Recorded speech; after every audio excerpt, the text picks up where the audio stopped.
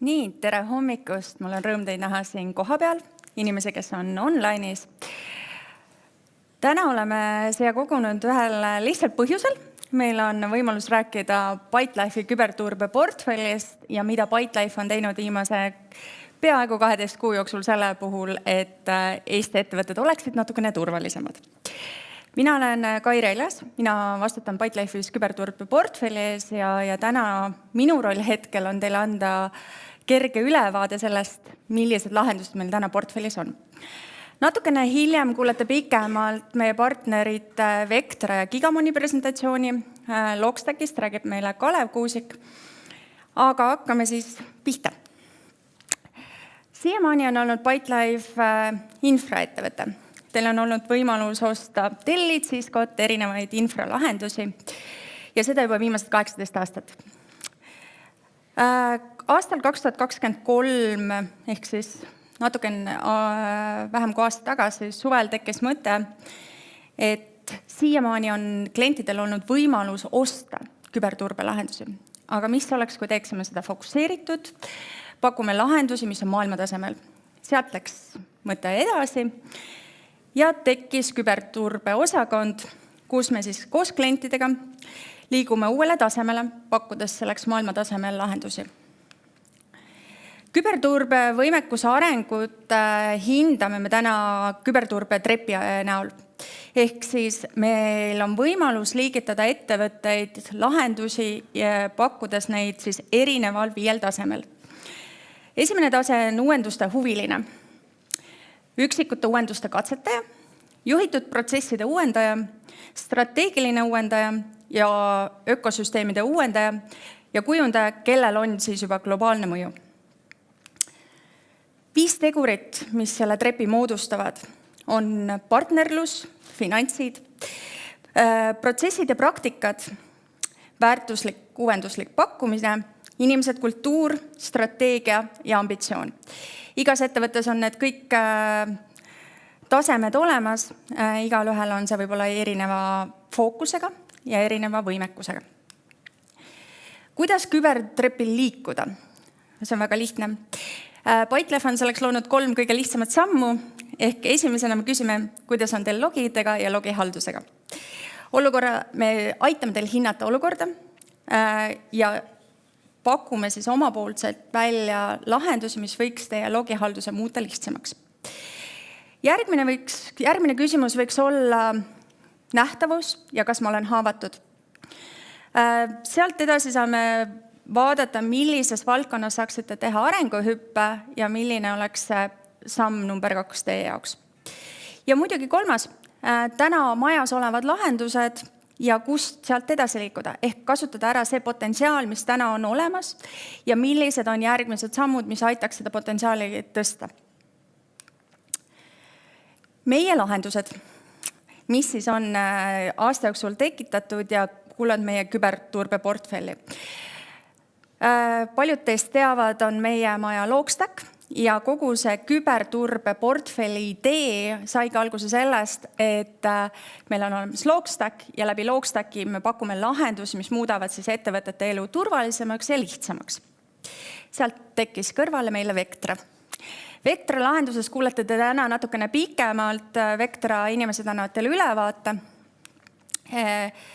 Vectraga kaasas on võimalik saada managed service'id, ehk me lubame, et kõik lahendused, mis meie portfellis on, ei tee teie elu keerulisemaks, vaid pigem lihtsamaks. Sealt edasi tekkis meie portfelli Gigamon. Ka Gigamoni esindajad on täna siin olemas ja teevad teile live demo, räägivad oma lahendusest natukene pikemalt. Gigamon on suurepärane lahendus, mis sobib IoT-le, East-West traffic'u jaoks. Arvuti inimeste kõige nõrgem või lahenduste ja arvuti kõige nõrgem lüüli on inimesed ja selleks on lahenduseks on meil Hoxant, kes pakub siis küberhügieeni õppeplatvormi ja sellest räägime ka natukene pikemalt. Ja muidugi meie viimane, mis on mõeldud väga targale ja vajaduspõhisele kliendile, siis on Obrela, kelleks on siis ennekõike managed SOC lahendus. Ja sinna juurde kuuluvad. Aga lähme siis edasi. Muidugi ei saa mainimata jääda, et me endiselt teeme koostööd Cisco, Delli, riigipilvega, RiskSide'i, Fortineti ja Cybexeriga. Nii, aga lähme meie Obrela juurde. Obrela on siis meie SOC-i partner, mis on loodud aastal 2010. Peakontor asub meil Londonis. Obrelal on 250 lepingulist klienti. Nende SOC-i tiimi kuulub 250 inimest ja nad toimetavad tänaseks 20 erinevas riigis. Obrela teenused erinevad on siis Gartneri poolt hinnatud juba aastast 2019. Viimase tunnustuse said ka need eelmine aasta 2023 eest. Nad on CERT, Pendest, eCERT, kõik lahendused on nende majas olemas, ehk kui kliendil on vajadus olla täielikult kaitstud, siis Obrela on selleks õige. Kindlasti küsite, kes on nende kliendid. Meie regioonis võib-olla kõige lähemal tegutsevad on siis H&M kogu oma grupiga, kus siis on rahvusvahelised nii e-poed, füüsilised poed, kõik süsteemid, Avis ja ka nende portfelli üks tugevus on erinevad pangad. Räägime numbritest. Kõik süsteemid saavad olla tugevad, kui neil on taga kogemus ja teadmised. Ehk siis meie usume ja me teame, et kui on olemas tugev SOC-i tiim, kui on olemas tugevad kliendid, siis selle põhjal on meil julgus pakkuda ka seda lahendustena Baltikumis ja Poolas. Mis siis Obrela SOC-i teenus endast katab? Neil on olemas endpoint protection, infrastruktuuri protection, OT, cloud, marine ja brand protection. Sinna juurde kuulub siis SOC-as, threat hunting, blue team ja CERT. Neil on olemas managed risk controls erinevate komponentidega. Ja muidugi advisory service, kuhu siis kuulub üks põhilisemaid asju, mida me oma klientidega läbi teeme, on SOC-i maturity assessment, mis näitab ära selle, millisel tasemel klient SOC-i vajab. Sest et tihtipeale on kliendi põhimure see, et ta ei tea, kus võiks olla see esimene etapp, kus ta alustab ja kuhu ta soovib kasvada. Ehk siis läbi selle assessmenti on väga hea ülevaade ja analüüs kliendile, täna seisan ma siin, siit lähen ma edasi ja millised osad võivad siis ajas kasvada. Muidugi risk assessment, compliance, pen testing, red teaming ja vulnerability assessment. Muidugi, nagu ma eelnevalt mainisin, siis süsteemide ja arvuti kõige nõrgem lüli on inimesed. Ja selleks, et inimesed oleks koolitatud, inimesed teaksid täna küberohte, on meie portfellis olemas Hoxant. Hoxant on samamoodi maailmas väga tugevalt hinnatud lahendus. Ta on väga kerge lahendus ja mis on meie regioonis võib-olla kõige mugavam, on baaslitsentsi puhul tuleb eestikeelne platvorm. Ehk te saate kõiki oma inimesi koolitada eesti keeles. Teha neile phishingut ja näidata, kus on nende havatused. Ja siit kokkuvõte. Ehk siis ByteLife oma põhiväärtuste juures oleme lubanud, et me oleme innovaatilised. Me oleme üks samm ees ka seda oma lahendustes. Meil on täna võimekus pakkuda maailma tasemel erinevaid küberturbe lahendusi oma klientidele. Meil eesmärk on kokku tuua ja suurendada kasutaja mugavust ja turvalist ettevõtlust ja me oleme kindlad, et iga klient leiab endale sobiva lahenduse. Olgu selleks siis suur ettevõte või suurem. Ja siit meie põhiväärtused on fookus, avatus, innovaatilisus ja siinkohal ma tänan teid. In today's modern enterprise, one thing is certain. Attack surfaces are expanding, becoming more siloed, more complex, giving attackers an unfair advantage with more ways to infiltrate, progress, and move laterally inside your organization across identity, cloud, data center, SaaS, email, IoT environments undetected. Until now. It's time to turn the tables by harnessing an AI-driven platform that empowers defenders to move at the speed and scale of modern attackers. The Vectra AI platform is the integrated signal powering XDR. For the past decade, Vectra has pioneered the use of AI to find attack signals inside data. Backed by 35 patents in attacker behavior detection, Vectra AI arms defenders with the most integrated and accurate attack signal at speed and scale. And we don't stop there. With over 90% of MITRE attack techniques covered, the most references for MITRE Defend, and a team of highly skilled MDR analysts working around the clock and the world, thousands of organizations trust Vectra AI as their go-to XDR platform and managed services for modern, advanced attacks. We find the attacks other technology can't, so you can stop them.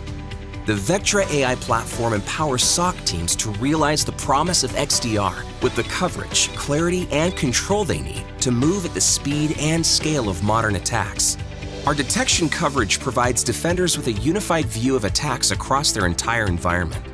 Our signal clarity cuts through the chaos using AI-driven intelligence to prioritize real attacks in real time, alerting defenders to the most urgent and critical entities being targeted. And with a clear, entity-centric view of attacks in progress, defenders are equipped to take control in minutes, long before it becomes a data breach.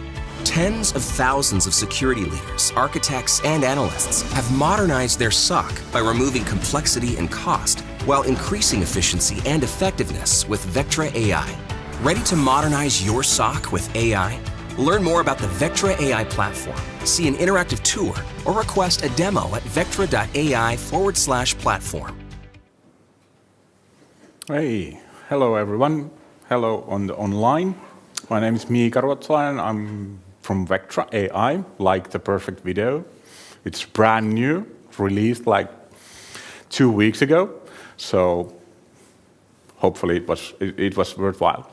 And I have my colleague Martin here also. We're gonna split this session a little bit. So I'll start and a little bit of explaining what Vectra AI is to those who don't know what we do, and especially the AI part. And then Martin will go a little bit on deeper on technology and saying that what actually works and how it actually works. So Vectra AI, it's an XDR platform. Our sole purpose is using AI to find the attack signal. That is the only reason why we are existing.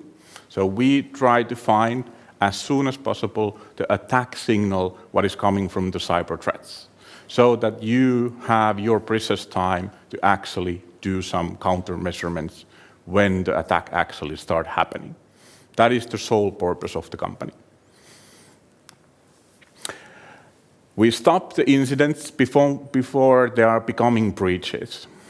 If we think about this detection and attacking mechanism, what the world is doing in these days, is we have this in the blue one, we have these events, and then we have this little bit of a security gap in the legacy systems, what's called on the screen part of that picture, and then we have this two big bollows in the end of the line, breach and discover and clean up.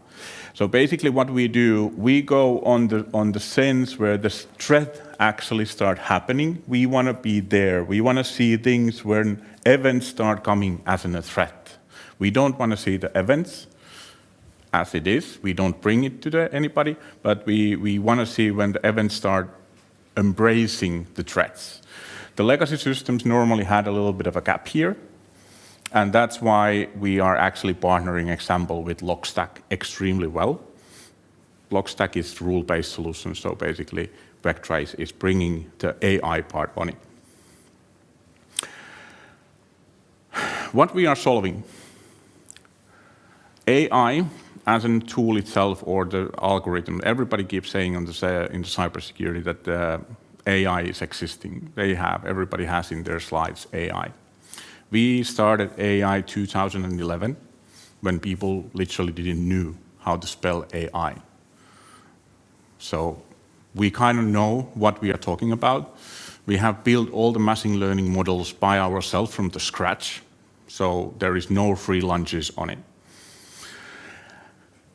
And when we talk about the AI itself, we need to always give this applied AI. We are not now talking general AI, generic like ChatGPT or anything like that. It's applied AI. And applied AI needs to have always a reason what it actually does.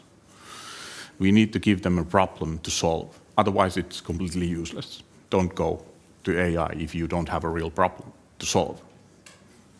Brilliant. At least on the applied AI. So basically the problem what we are solving is, since the world is hybrid, there's a data center in on-prem, and then there's a cloud, and then there's IoT and OT. So the attack surface is expanding. That will bring us to the more visibility gaps and more blind spots, what will bring more alerts and more false positives on the legacy systems. What brings, on the other side of the attacker side, more these unknown hybrid attacks. So basically nothing what rule-based solution can never find, because it's man-made. It's us defenders trying to do rules to find attackers who is always half a year before us and thinking before. What brings us to the merging and advanced hybrid attacks, where the most of the attacks are actually starting from the cloud and ending to the on-prem data centers. What brings on the last and the most, from my point of view at least, and the customer's point of view most of the time, the most critical part, we start getting skill caps. We don't know how to do things anymore. We start getting overworked. We work already 10 hours a day. Now we need to work 12 hours a day, 15 hours a day to find those attackers. And that will end up as a burnout, so people literally can't handle that anymore. So that is the big problem, because if we take IBM's example, research on cybersecurity, they found out that the world is missing 2.3 million cybersecurity professionals at the moment. 2.3 million. That's quite a lot of people. So we are solving that issue. How we do it? Let's go back a little bit, because we always need to know where we are coming from. So if we think about the attack surface expansion in these days, how it's done without Vectra, it's called CM, right? This is called CM. Logstack, whatever, CM. We get alerts from email, SaaS, data centers, networks, IoTs, public clouds, identities, and endpoints. We get everything. We get all the detections by siloed. And then we put it on the tool, and we try to gather it around in CM. I'm coming from the CM world. I used to work on the companies who is building CMs. And then that's a little bit of a hard task to do, so that you don't get false positives that much. Everybody knows that.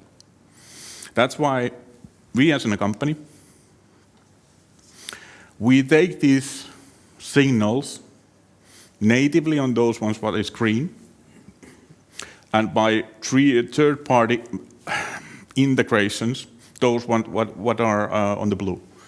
So basically we take the signals, attack signals, on those silos, put them on the one platform, leverage AI to find that attacker methods.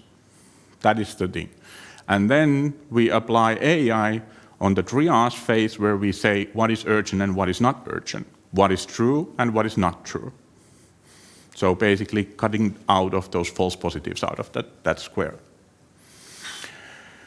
And that can be actually then streamed to logarithm, or the Logstack example on ByteLife, to get that visibility where you get the maybe on the application level information, and then you get the Vectra level information, and then you can stitch them in together manually. But you get the threat detection, and you get that attack signal automatically without zero touching on the CM itself.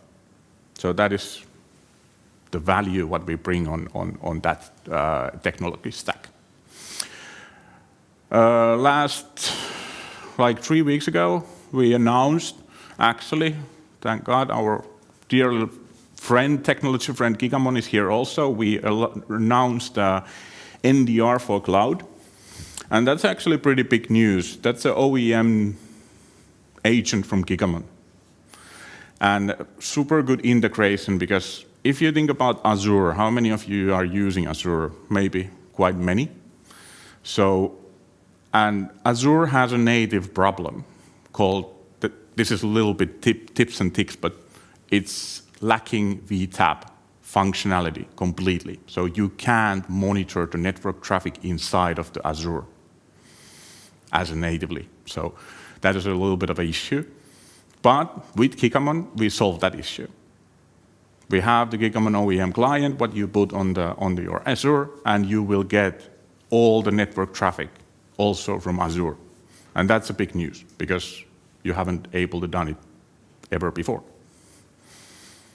This is the first time in the world. So it's a big thing, trust me, it's a big thing. Then now we also integrated with endpoints, and after the summer, we are actually also bringing the endpoint contextual information from Sentinel-1, Microsoft Defender, and CrowdStrike, so that we are start getting that also the endpoint information, attack information from the endpoint solutions to the platform itself.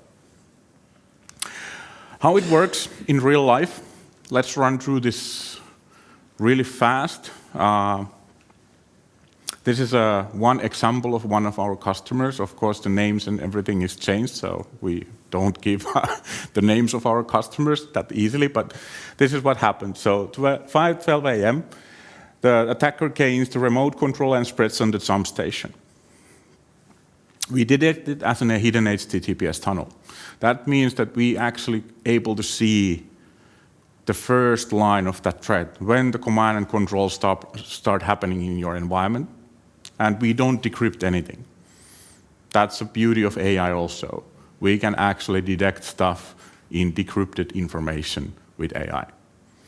So hidden HTTPS tunnel, what that actually means, that there's a tunnel where firewalls or anything doesn't see anything. It just says HTTPS, but there's another tunnel inside of that.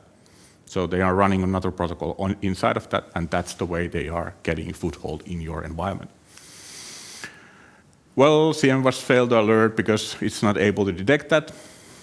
Then 2 hours later, attacker pivots himself to the cloud identity, attacks the cloud access server, and gets on the Azure AD. That we detected scan ports with suspicious LDAP, RPC recon, and suspicious remote execution. There is nothing special on this. The special thing is that what we actually show it to the analyst and the security team is a one detection, what calls entity-based detection. What includes all these single detections, suspicious remote execution, port scan, and all the contextual information of these detections in a one visible view. In the old systems, you would get these kind of like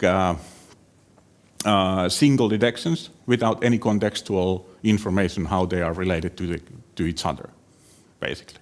So you would need to do it manually. 20 minutes later, attacker pivots himself to the SaaS, accesses the M365, steals the map of cloud, and pivots himself to the AWS. Now we are in a little bit of a deeper doo-doo on that sense, that the attacker actually has an identity what we trust. So almost 100% of the systems keep failing alerting anything because it's just trusted account. It's me, Miika, who is moving on the network. It doesn't make it's fine. He's supposed to do that, but it's somebody else. So it starts getting a little bit of a difficult on that sense.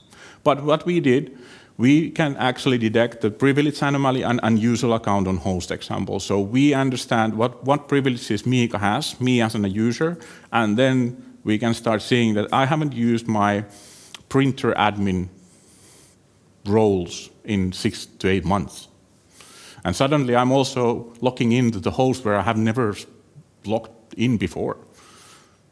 And on the same time, Azure AD, Identity Detect and Response, is giving us an alert that suspicious sign-on on Azure AD.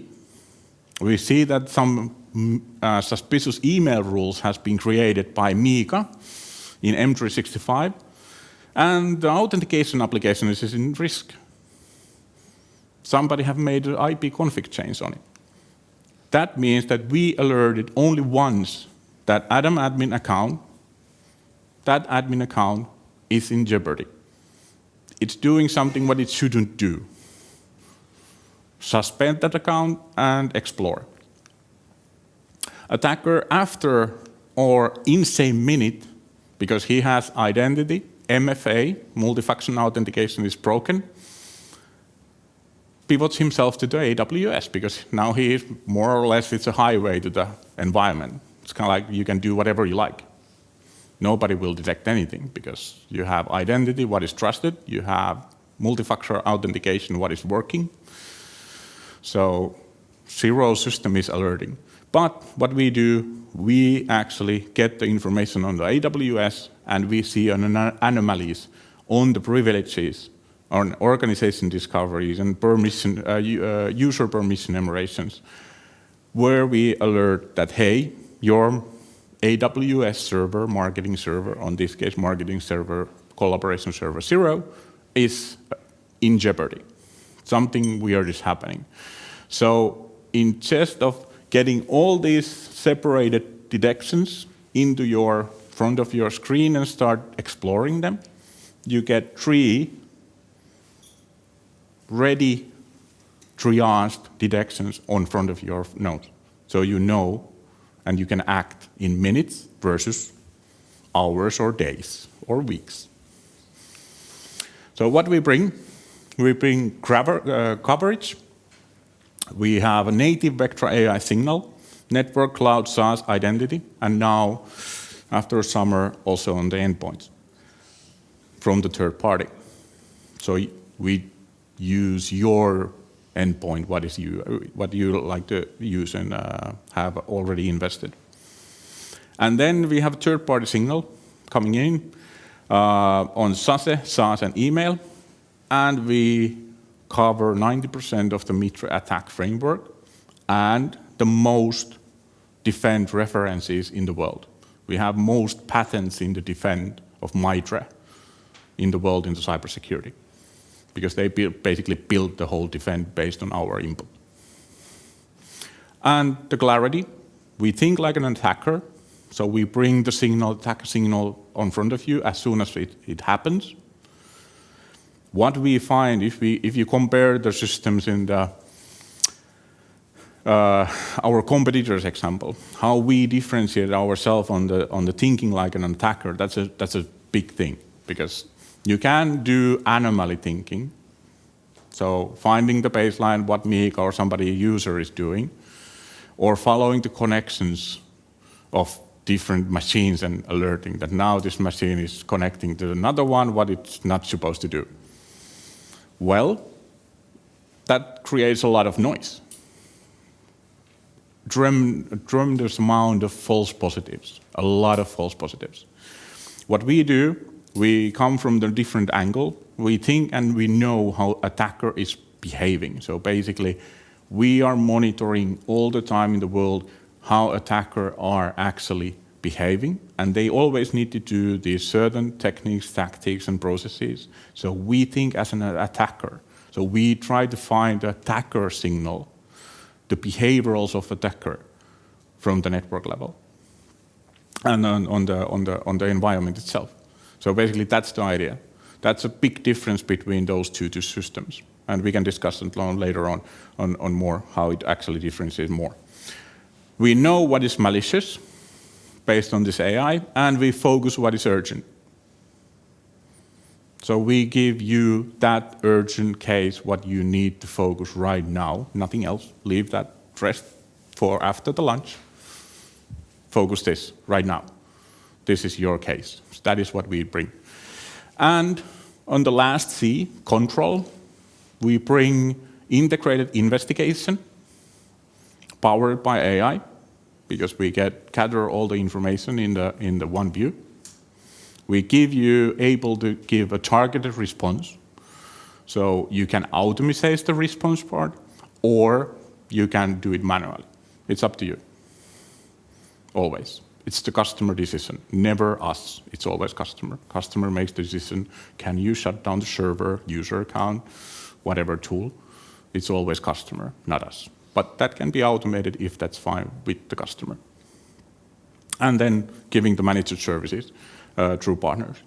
So that evaluates your team skills and expertise, so you can actually start focusing what is urgent, what is real matters. So you know your environment and you can actually focus that and developing more and let the AI do the so-called footwork. That is what AI does. Martin, would you come and explain a little bit why the Vectra AI? Okay. Thank you. All right. So why Vectra AI? What's the difference? Why do customers want to use Vectra? What's the point? Well, first of all, we are covering our bread and butter, our sort of start of the foundation of Vectra is the network part. The network is a huge part of any company and any IT infrastructure and OT infrastructure. And you can't avoid it. You need to touch the network. If you're an attacker and you want to move in attack a company and you want to do something, you need to go through the network. And if you look at all the endpoints that you have in a network, then you know that you cannot cover 100% of your network with EDR. You have multiple operating systems, you have tools, you have pre-built appliances, you have all these type of things that you cannot touch.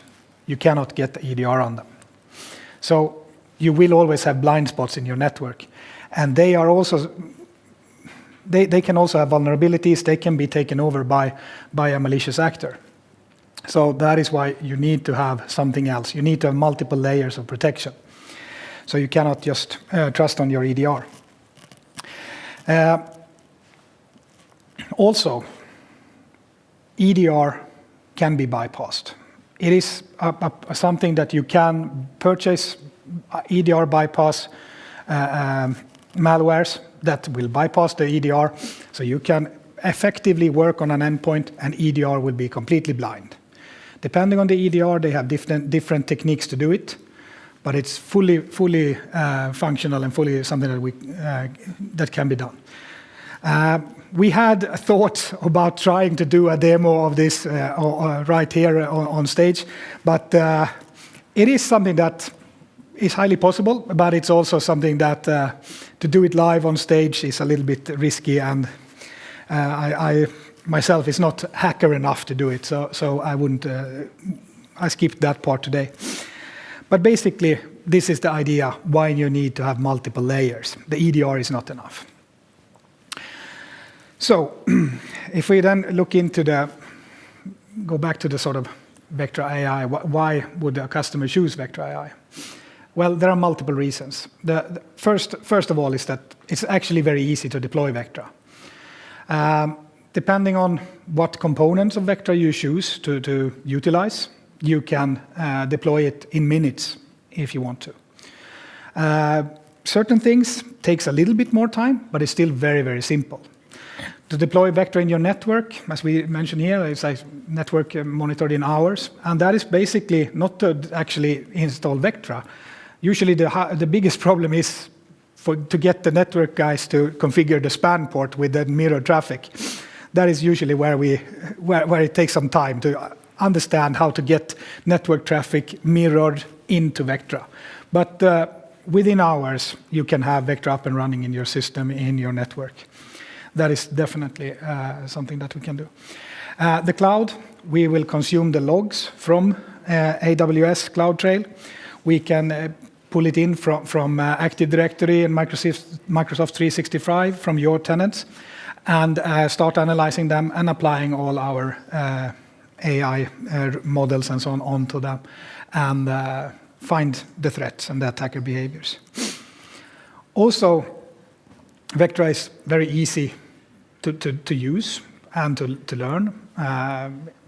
We quite often I hold these sort of workshops, we call them Purple Team workshops, where I attack a demo environment and I let the potential customers use Vectra to detect the threats, detect what I'm doing.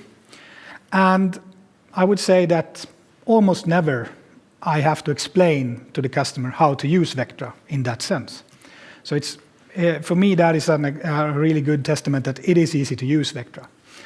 And that is really a strength of it, to give you easy to use interface, not too much clutter and so on. The things that we mention here also, ecosystem friendly, yeah, definitely we integrate with your tools. I will touch on that more, so I'm not saying too much. I will touch on that more later, so that's what I'll leave it here.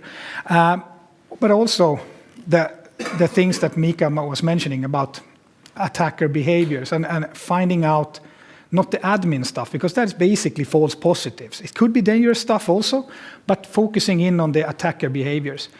And that is something that is really important, what we do. We don't have signatures. We don't need threat intel to work.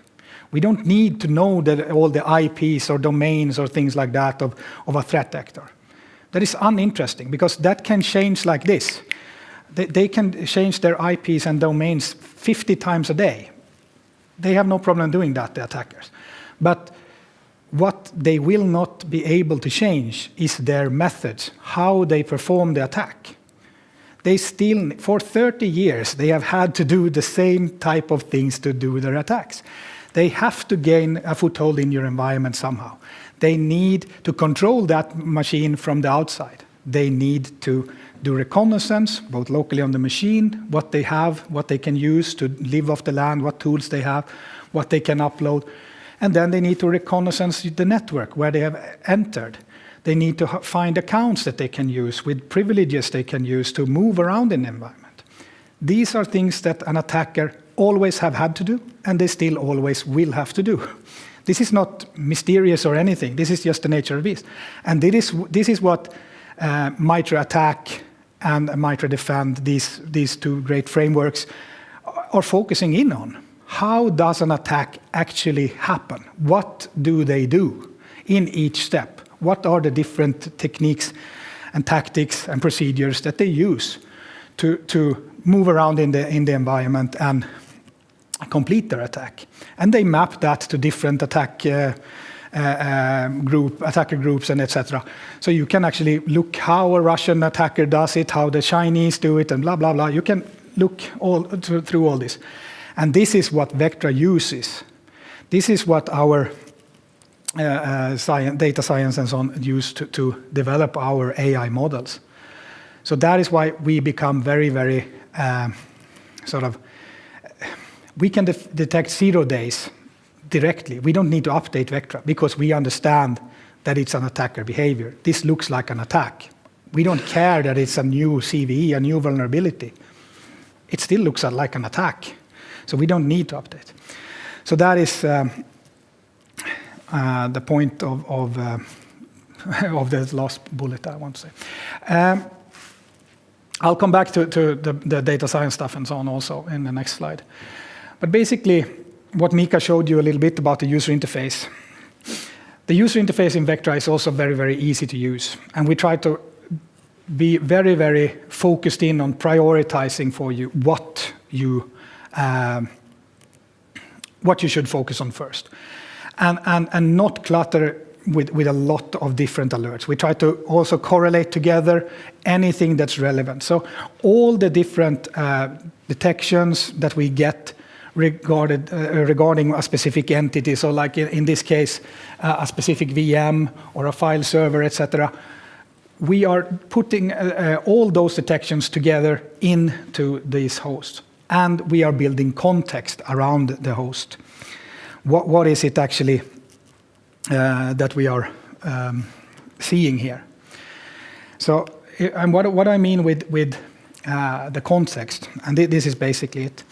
Traditional or earlier type of AI-based systems, they worked with baselines only. They create a baseline, this is what is normal, and this is what we will detect on. So basically, the baseline of this is a baseline type of detection that, yeah, someone has logged in as this user, and they have added a new user to the admin group. And the anomaly detection will fire. This is unusual, so please look at it. This will generate a lot of noise in your environment, these type of detections, because there is a lot. What is unusual is not necessarily dangerous or bad. It's a difference, unusual and bad. So when it comes to this, if you have these type of detections all the time, your SOC will start doing nothing when they see this. They will start, yeah, I don't care. I've seen this 100 times, so I don't care about it anymore. And that means that when there is actually a malicious thing happening, say the 100th time, then they miss it, and the attacker goes through. What Vectra does is that we look at the context. We don't look at just one event and say that it's missing, this is out of the baseline or so on. We understand the context, we understand the attacker behaviors. So we look at multiple events because we know that we have time to detect. We don't need to fire the detection on the first detection. There's not a competition on that. We need to understand first what is going on, and then we fire the attacks. We still have the time. So we look at the context. Someone is logged in as this user, and they're starting to list users. They're starting to list the groups that each user have. They're trying to determine what groups are the privileged ones. And then they create a new account, and then they add that to the... So there is a difference there. Why would why would a admin do all this? He knows his work. He doesn't need to do research before he adds a new user to an admin group. He knows what groups he wants to add it to. So this is sort of an example of what we understand about the context of things, how the different detections, the different things goes together. So instead of just looking at baselines that something is unusual, we look at the behaviors. So, all right, this picture looks a little bit weird, but that's fine. So, but basically, going back to how we do the AI in Vectra. So we have two separate teams, the security research team and the data science team. These two teams, they work together, but they also have different sort of purposes. The security researcher team, they work with looking at attacks, real-world attacks from companies that we work with that have been breached, so they analyze those. They also work very closely with the MITRE team, so they look at all those MITRE attacks and MITRE attack frameworks, those type of detections, models and so on. And then they sort of create attacker behaviors from that, so how an attacker does each step of the attack chain.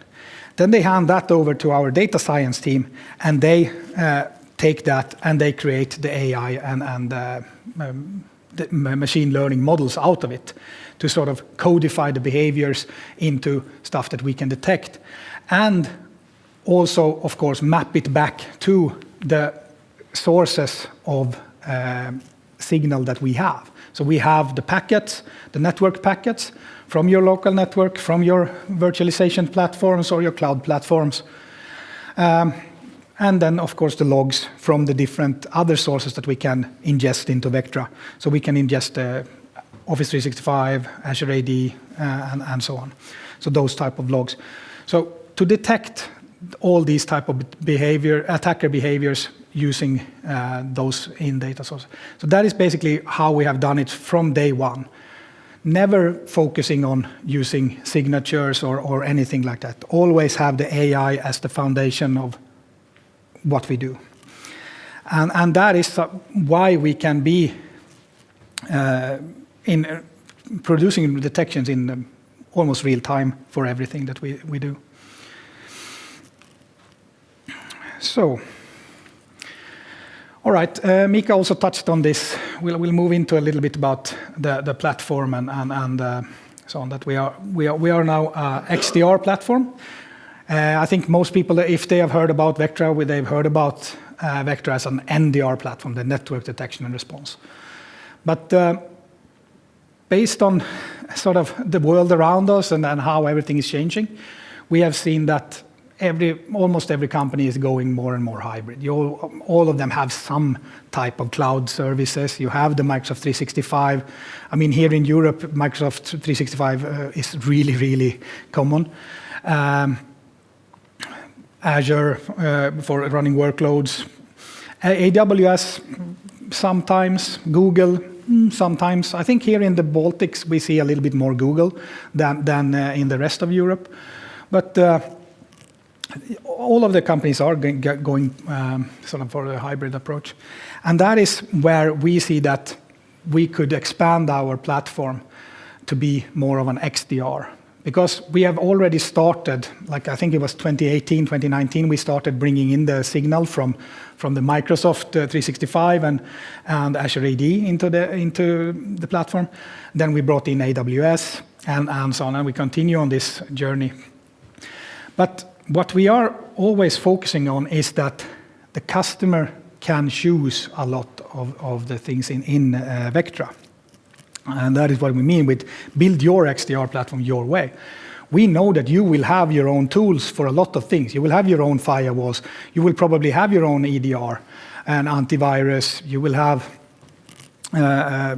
maybe CM systems and all these type of things. And we don't want to force you to change those or use anything else. And we want to be able to integrate as well as we can with all of these type of tools. So we can bring in additional attack signal into Vectra to further enhance our detections from multiple different sources, and this is something that will also be expanding, where we are including more and more type of things to see further of the attacks.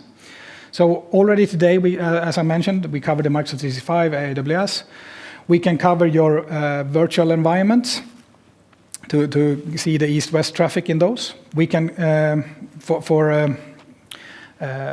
what do you call it, users that are not in the office, etc. We can cover using the Zscaler. We can integrate with your EDRs that you have already to get the signal there and also do the response. We can get signals using the packet brokers of different sorts, or where Gigamon is one of the latest partners now that we are expanding with a lot.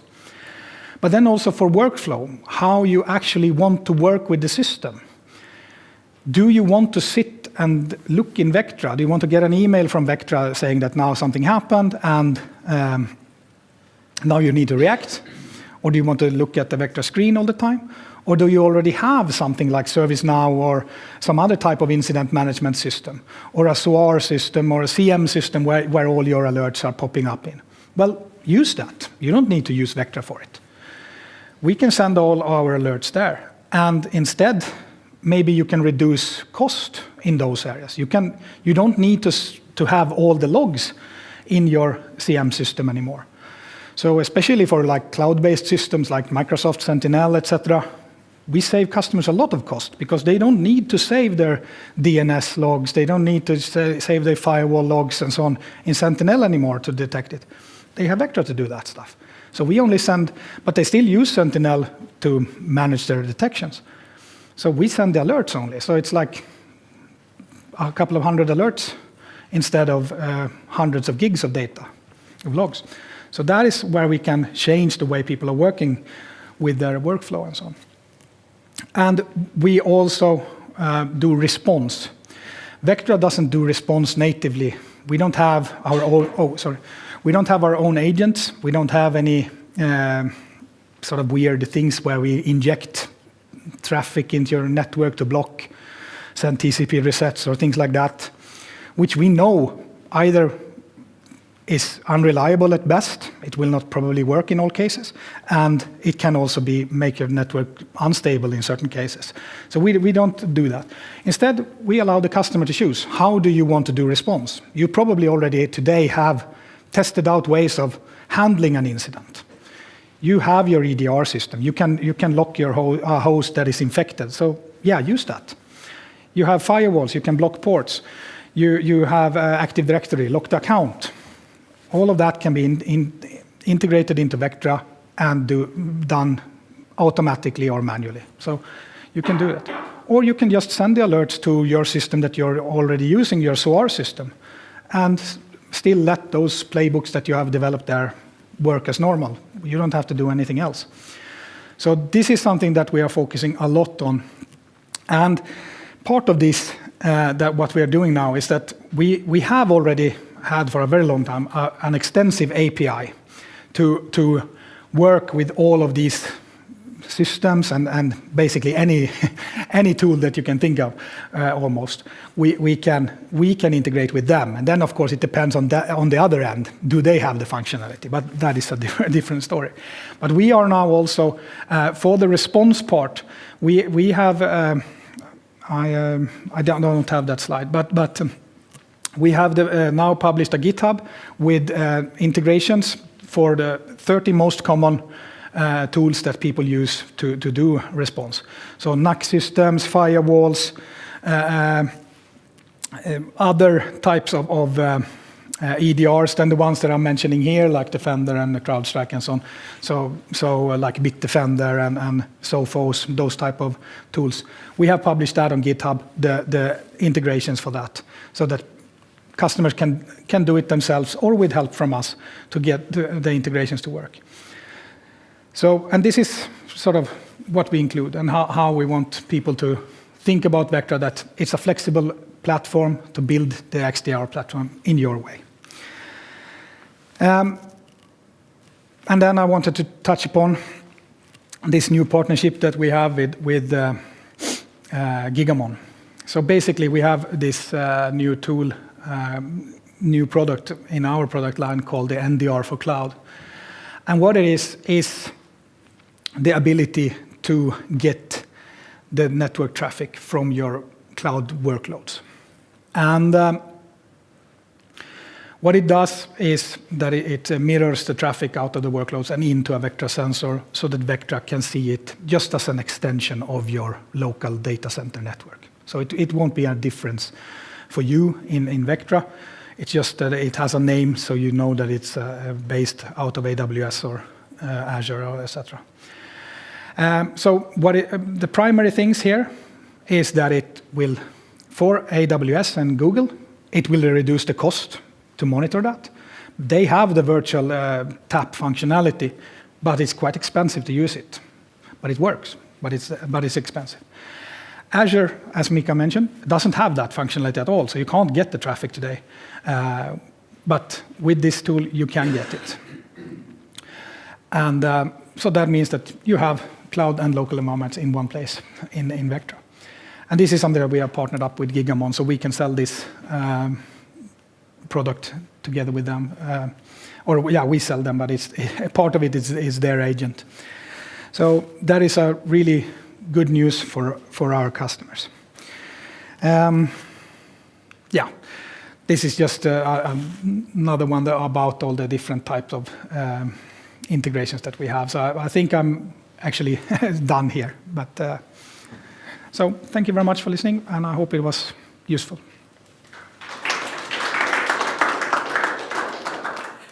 question, please. Yes. This Vectra is basically about artificial intelligence. Do I understand correctly that for proper detection, if we use Vectra, we still need other tools? This Vectra is just an addition to use artificial intelligence to evaluate something, but it is not by itself a complete solution for detection. For detection, Vectra is a complete tool for detection. So we will do all the detection for you. We integrate with whatever tools you have, but so for network part, we are completely separate. We do all the stuff. But to include the cloud stuff, we need to integrate with those stuff, with those like Microsoft 365 or so on. The things that we don't do natively in Vectra is the response part. So there we integrate with whatever tool you have. Like Splunk? For example, Splunk, Logstack, anything that can receive the alerts and then you have built some playbooks that takes action of some sort in it. So that is the basic. But the primary focus is the detection part, to highlight the attacker behavior, that something is happening in your environment on this host or this account, highlight it to you early. You need to look at this, and we give you the information. Why are we highlighting it? All the detections, all the context in one place, so you don't need to look into multiple places. You don't need to log into Azure and so on, and you will have it all in one place. So that is the way it is. Is that answer to your? So basically, if you think about example CMs like Splunk, what is it's priced based on how much gigabytes per second, example, or how many gigabytes you are consuming log data, or how many events per second you are consuming. How it actually helps on the Splunk side, that we only push the detection part to Splunk. You don't need to anymore digest all that log data, what you used to digest into the Splunk. You don't need to do it anymore. So on the pricing, you can imagine it goes like on the Splunk side, because you don't use that many gigabytes per day anymore. Let's say one normal detection from our side is a couple of megabytes. Yeah. And so comparing sending all the firewall logs to the Splunk, do the math. And then, of course, the biggest difference in that sense, if you're trying to do detection on a CM system, you are developing your own rules. Oh, yes. And that takes a lot of time. You need to take in the logs. You need to take care of the logs. You need to parse them. You need to understand. And if you patch the system in the other end that sends the logs, maybe change the logs. You need to reparse it. So there is a lot of work on that sense. I also come from the CM business. Before I joined Vectra, I was working in HP with ArcSight for many years, consulting around Europe. And I can say that like even the largest companies in Europe, like the huge petrol companies, gasoline companies, oil companies, they had like a SOC with 200 people covering the whole world. And they still had like 120 rules that they had to cover all of their use cases. That's what they used in their CM system to cover. And they were constantly, 200 people, okay, a lot of them were working shift and sort of monitoring, but still you had a huge chunk of people developing and tuning these rules. And they at the end of the day, they had like every day 6,000 6,000 alerts that they needed to try to sift through every day. And that is where Vectra, it gives you this is what you need. So just a couple of alerts. And that is a huge difference where the AI really helps to prioritize and focus your efforts. So that is the primary focus. Yeah. So you can use it as it is, or you can use it as an extension of something else. On the cybersecurity, as we all know, we need layers. We need these layers anyway, because there is no silver bullet in cybersecurity, right? So you need those anyway. So we, as an Vectra, we try to make it kind of like more reasonable for the CMs to understand actually what is important and what is not. Yeah. Mm-hmm.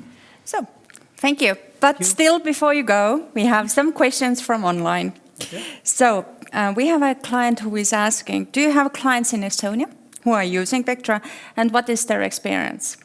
I can take that one. Mm-hmm. We have. One is public reference, Tallink Group. If you go into Google and type it, Tallink Vectra AI, you find a video from Kalev, speaking about how they changed from one of our competitors to the Vectra. They are one of our first customers in Estonia, and they have been our customer years. So yes, we have, and more to come. And two in public sector, I don't know, can I say the names, but they are in the certain city, what is the second largest in Estonia on the eastern part or middle part of Estonia, where is one big university. Even one customer in the room here, but we won't highlight. No. And also the question, actually it's for both of you, what do you think is the most important part in cybersecurity nowadays?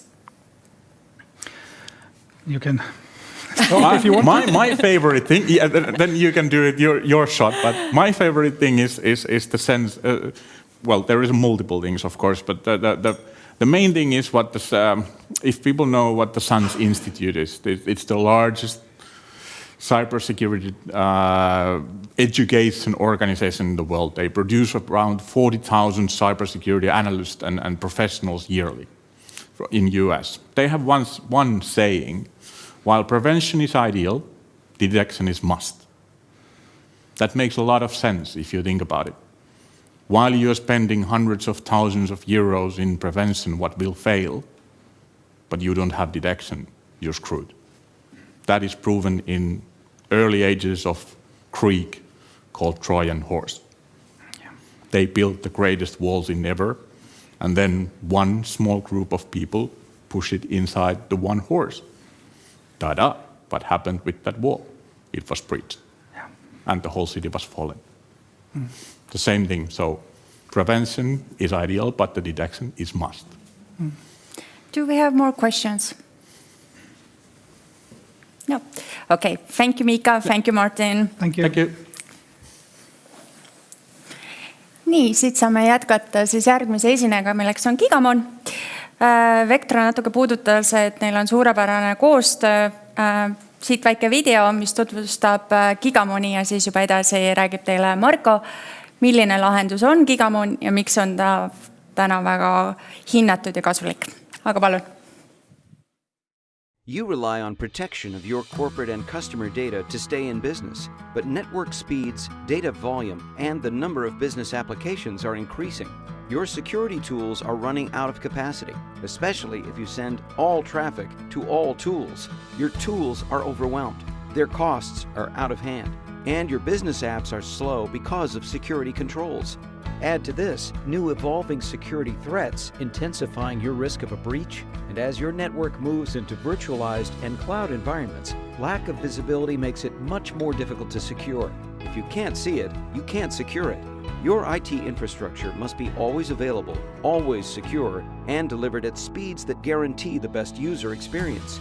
You need a new solution, one that enables security tools to see everything they need to see, and nothing more. Now, your tools can operate at the speed of your network. The GigaSecure security delivery platform is a next-generation network packet broker purpose-built for security solutions. It has the performance and flexibility your business needs to get the most out of your security tools. Cut complexity, lower costs, and free up your IT security team so they can protect your vital assets. Gigamon partners with the world's leading security vendors. Together, we create the one solution that meets every need better than anyone else, including total visibility, offloading, traffic intelligence, session load balancing, and more. It even enables your security tools to run up to 5 times faster. Compare what the competition has to offer, and you'll discover why GigaSecure security delivery platform is the preferred choice, with more than twice the market share of our nearest competitor. Take advantage of our ease of use, unrivaled reliability, and seamless implementation support. Get started today.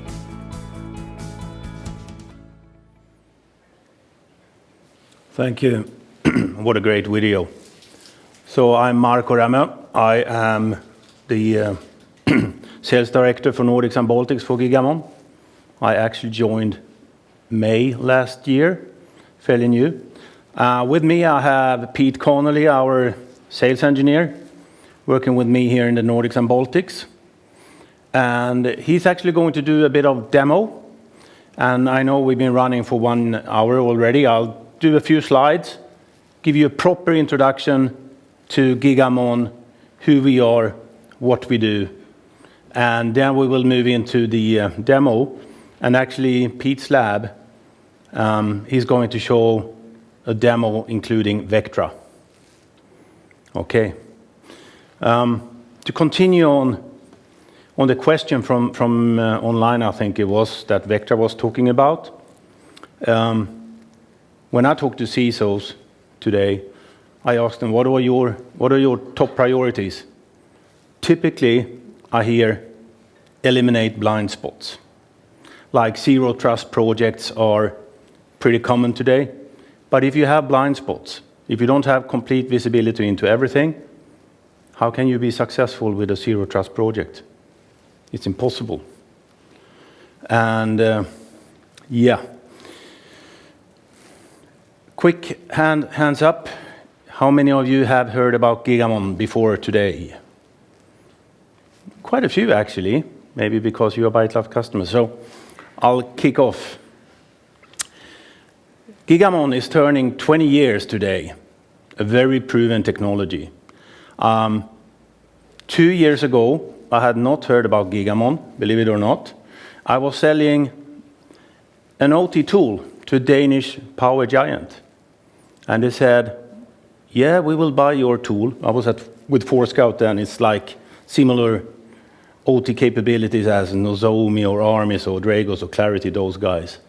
So I was selling that. And I said to them, so why don't you buy now if you're going to buy my tool? And they said, well, we will buy your tool, but we need Gigamon first.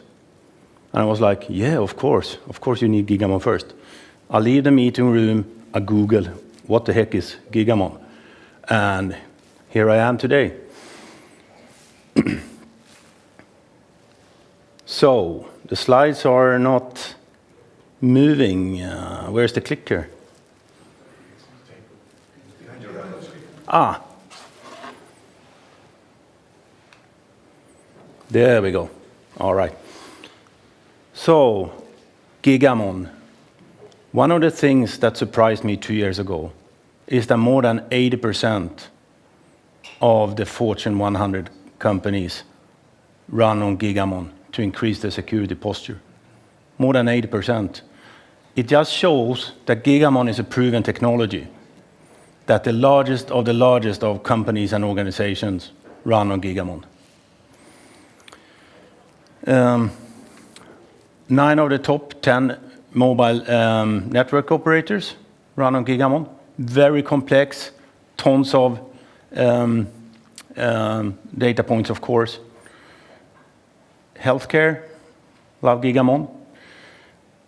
What I'm proud about regarding this slide is actually the very high customer satisfaction rate. Whenever I meet with customers that have been running Gigamon for some time, they say that it just works. On-prem, it just works. Cloud, it just works. So Gigamon is really a software company, but to give you some background on what we actually do, I will go back to like 20 years and then talk about it, explain what we do. So Gigamon innovation, how it started. What you see here is the traditional infrastructure map. It looks like this. And you have a lot of different tools. Most tools use agents because they need to understand what is moving on the network. So those tools use agents. The problem is, over time, you have one headache, you buy one tool. You have another headache, you buy another tool. Over time, you have multiple tools. The problem is there will always be gaps between multiple tools.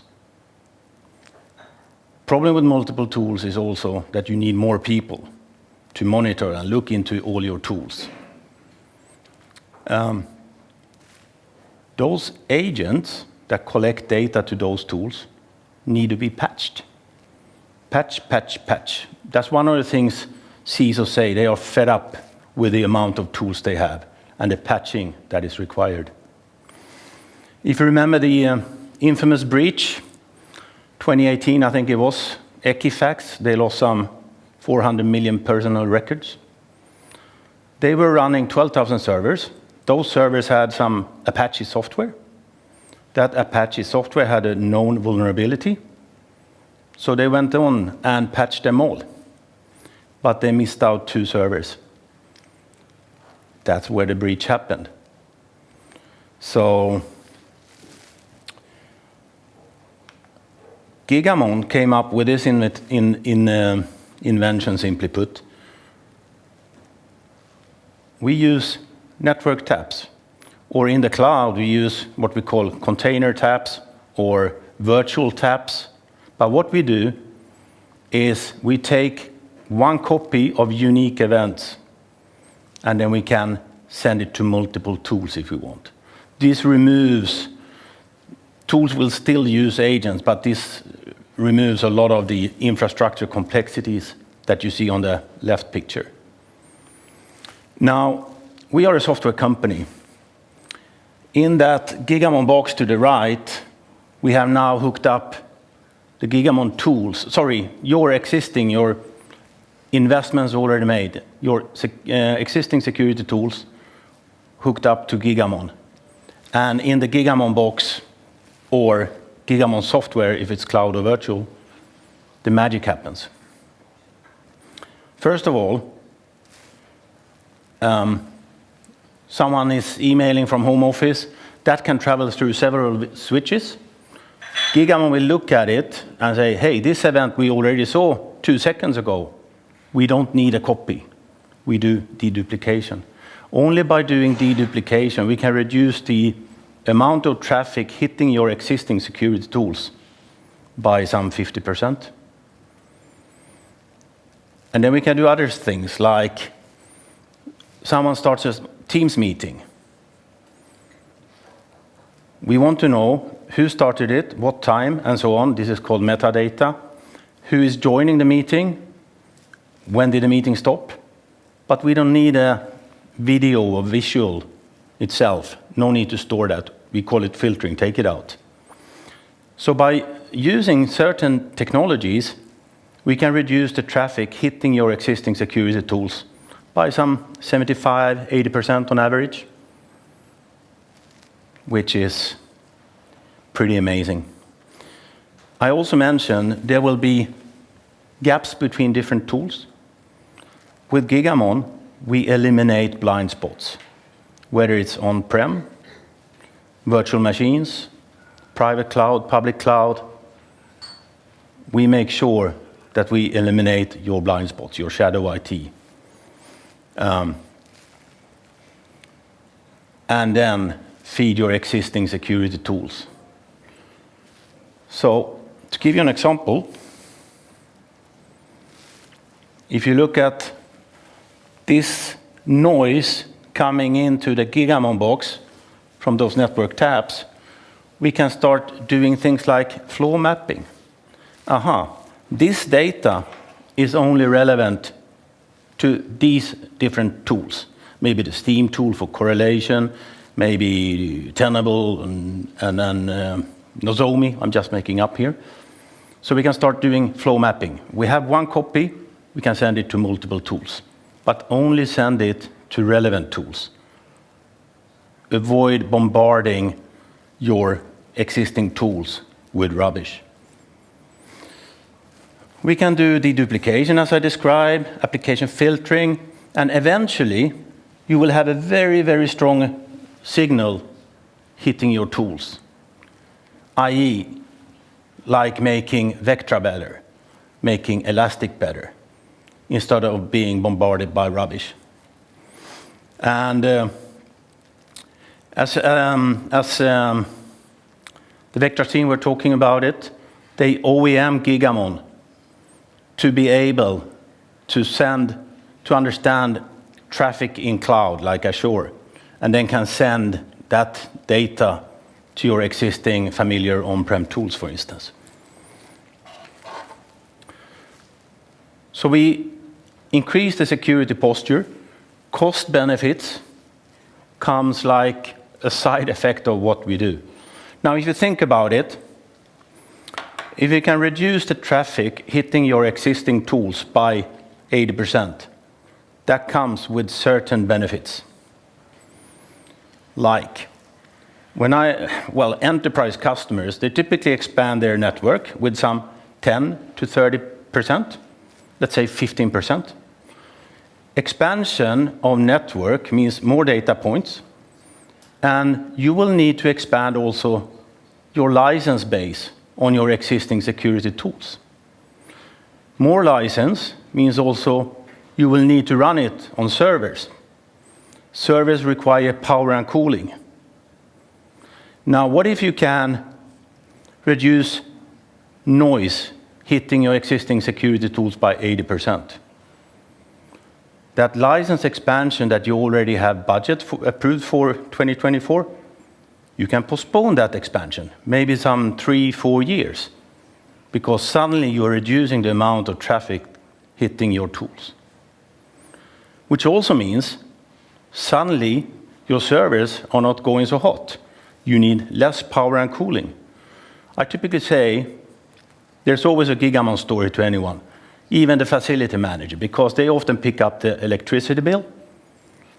And if we reduce, we have actually studies that Gigamon customers see that the power and cooling goes down by some 5 to 10 times on the existing security tools. Make sense?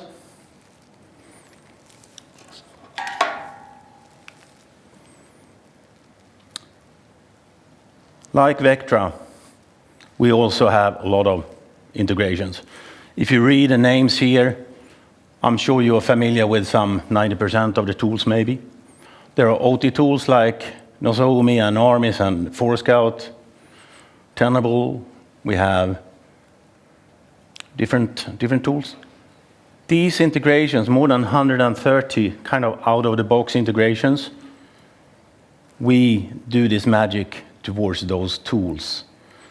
And these tools, these vendors, they actually love working with Gigamon. And we just saw that 3-4 weeks ago only. It was a big announcement. Vectra and Gigamon signs this OEM agreement. So you will get Gigamon as part of Vectra solution to get visibility into cloud.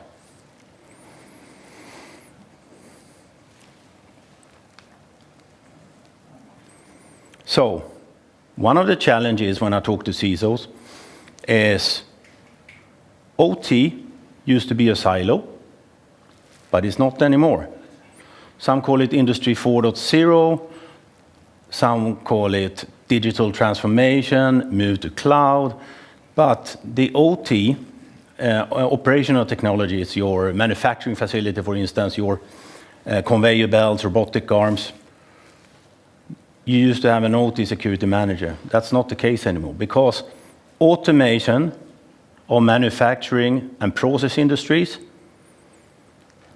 will drive tons of IT and IoT devices in the traditional OT domain. Suddenly, everything is becoming interconnected.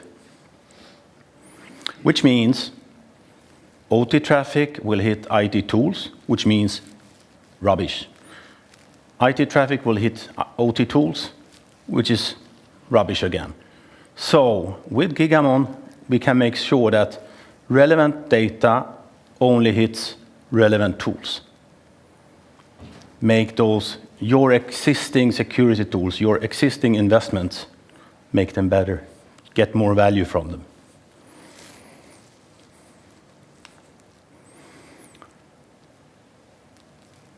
Private and public cloud. Hybrid network visibility gaps. So today's network security posture focus on traffic entering and exiting segments, which means you are blind to what we call east-west traffic. So once you have your perimeter in, perimeter out, the traffic in between is called east-west traffic. It doesn't hit segments or switches or firewalls or anything like that. So what is east-west traffic?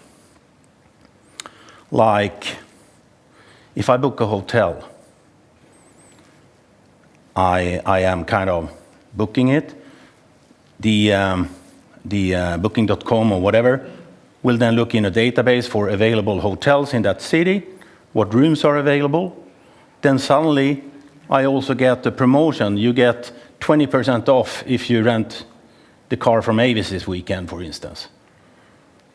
So that is generating a lot of east-west traffic, all those things you do. And then you get this, oh, you're traveling with your wife. Do you want to buy champagne and chocolate to the room?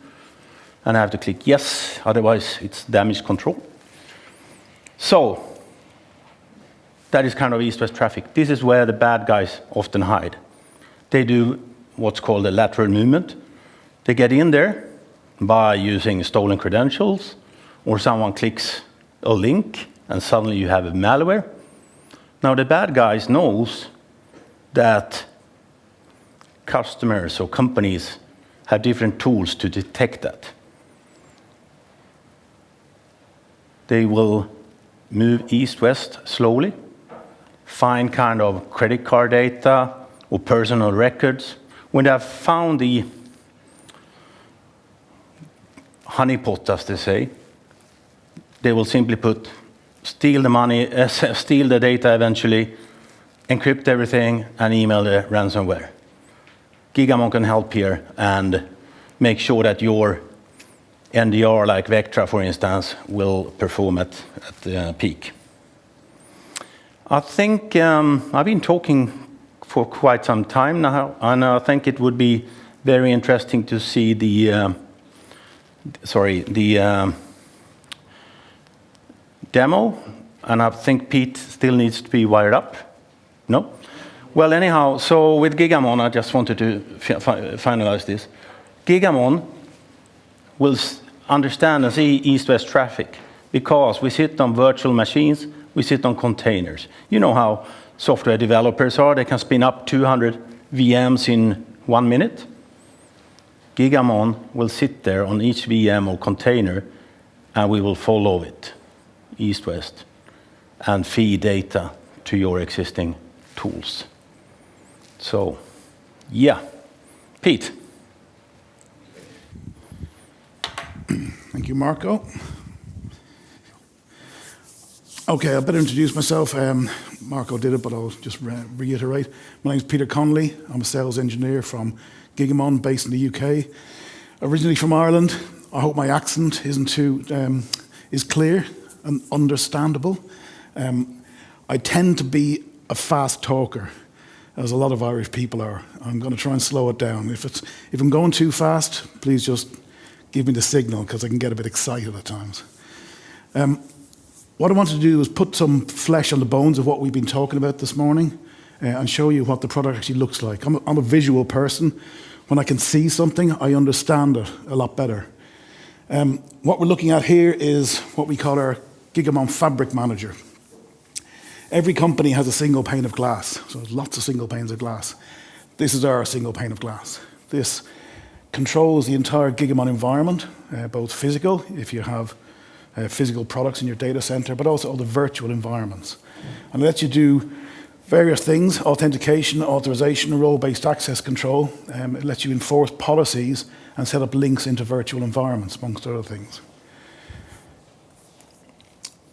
What I'm going to do is just show you the different environments that we work with. If we look at this inventory down here, we can see we've got a physical section, the different nodes. If you ever have a little orange box from Gigamon, or 1 or a 2U orange box in your data center receiving traffic from taps, that's where these would be managed. But we also have the virtual environments. Now, we consider VMware, Nutanix, etc. to be private cloud. It's cloud by another name.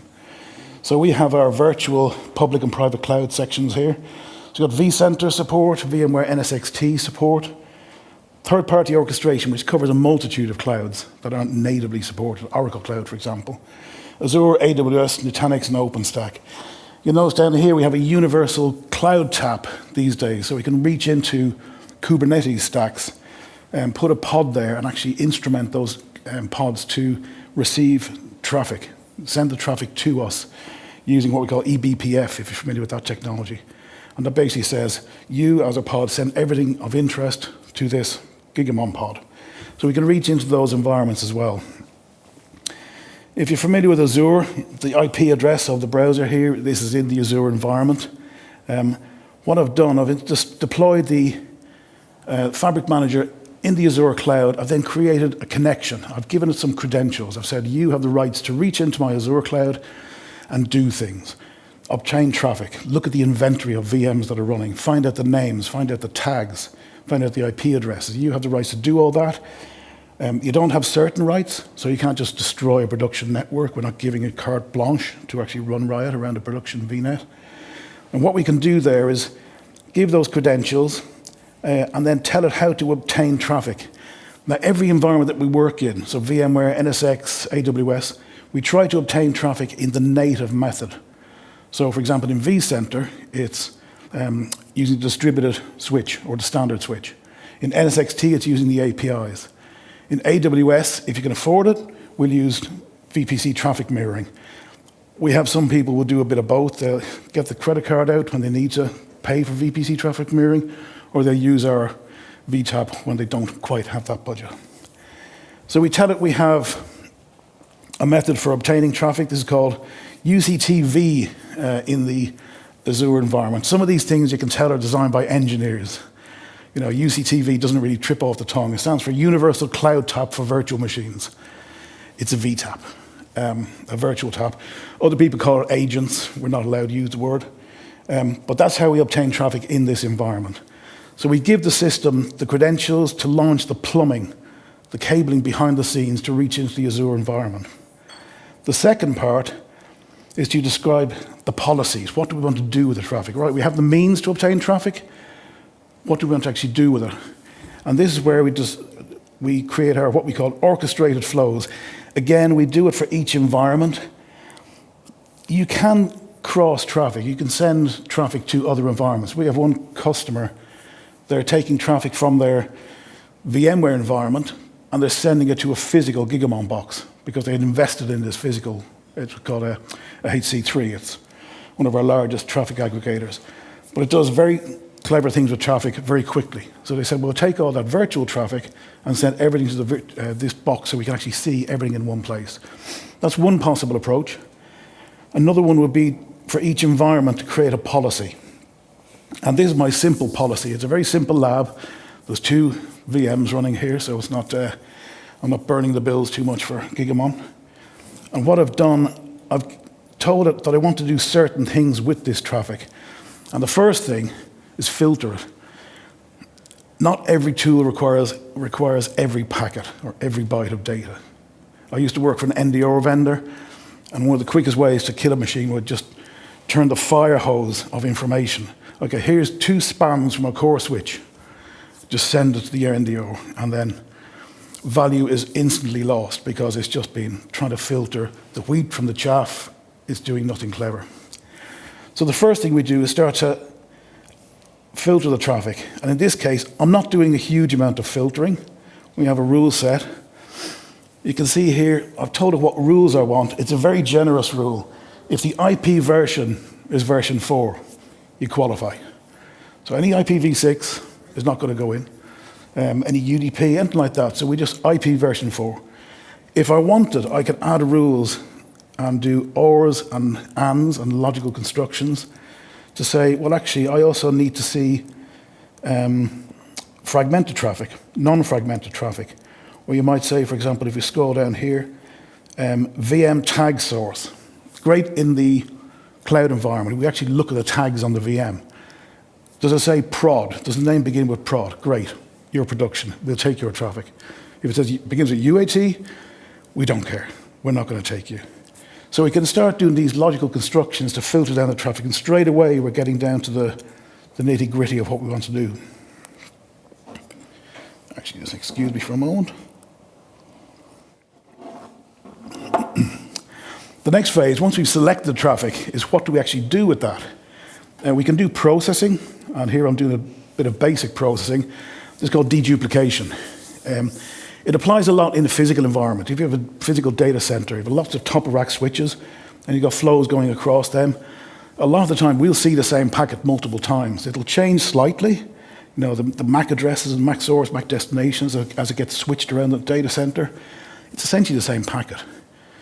So sometimes you want to see duplicate packets. If you're measuring performance between switches, great, you see the performance and how it moves. If you're sending it to something that's reconstructing flows to look for bad intent, bad signals, you don't want to see 5 copies of the same packet. Just get rid of them.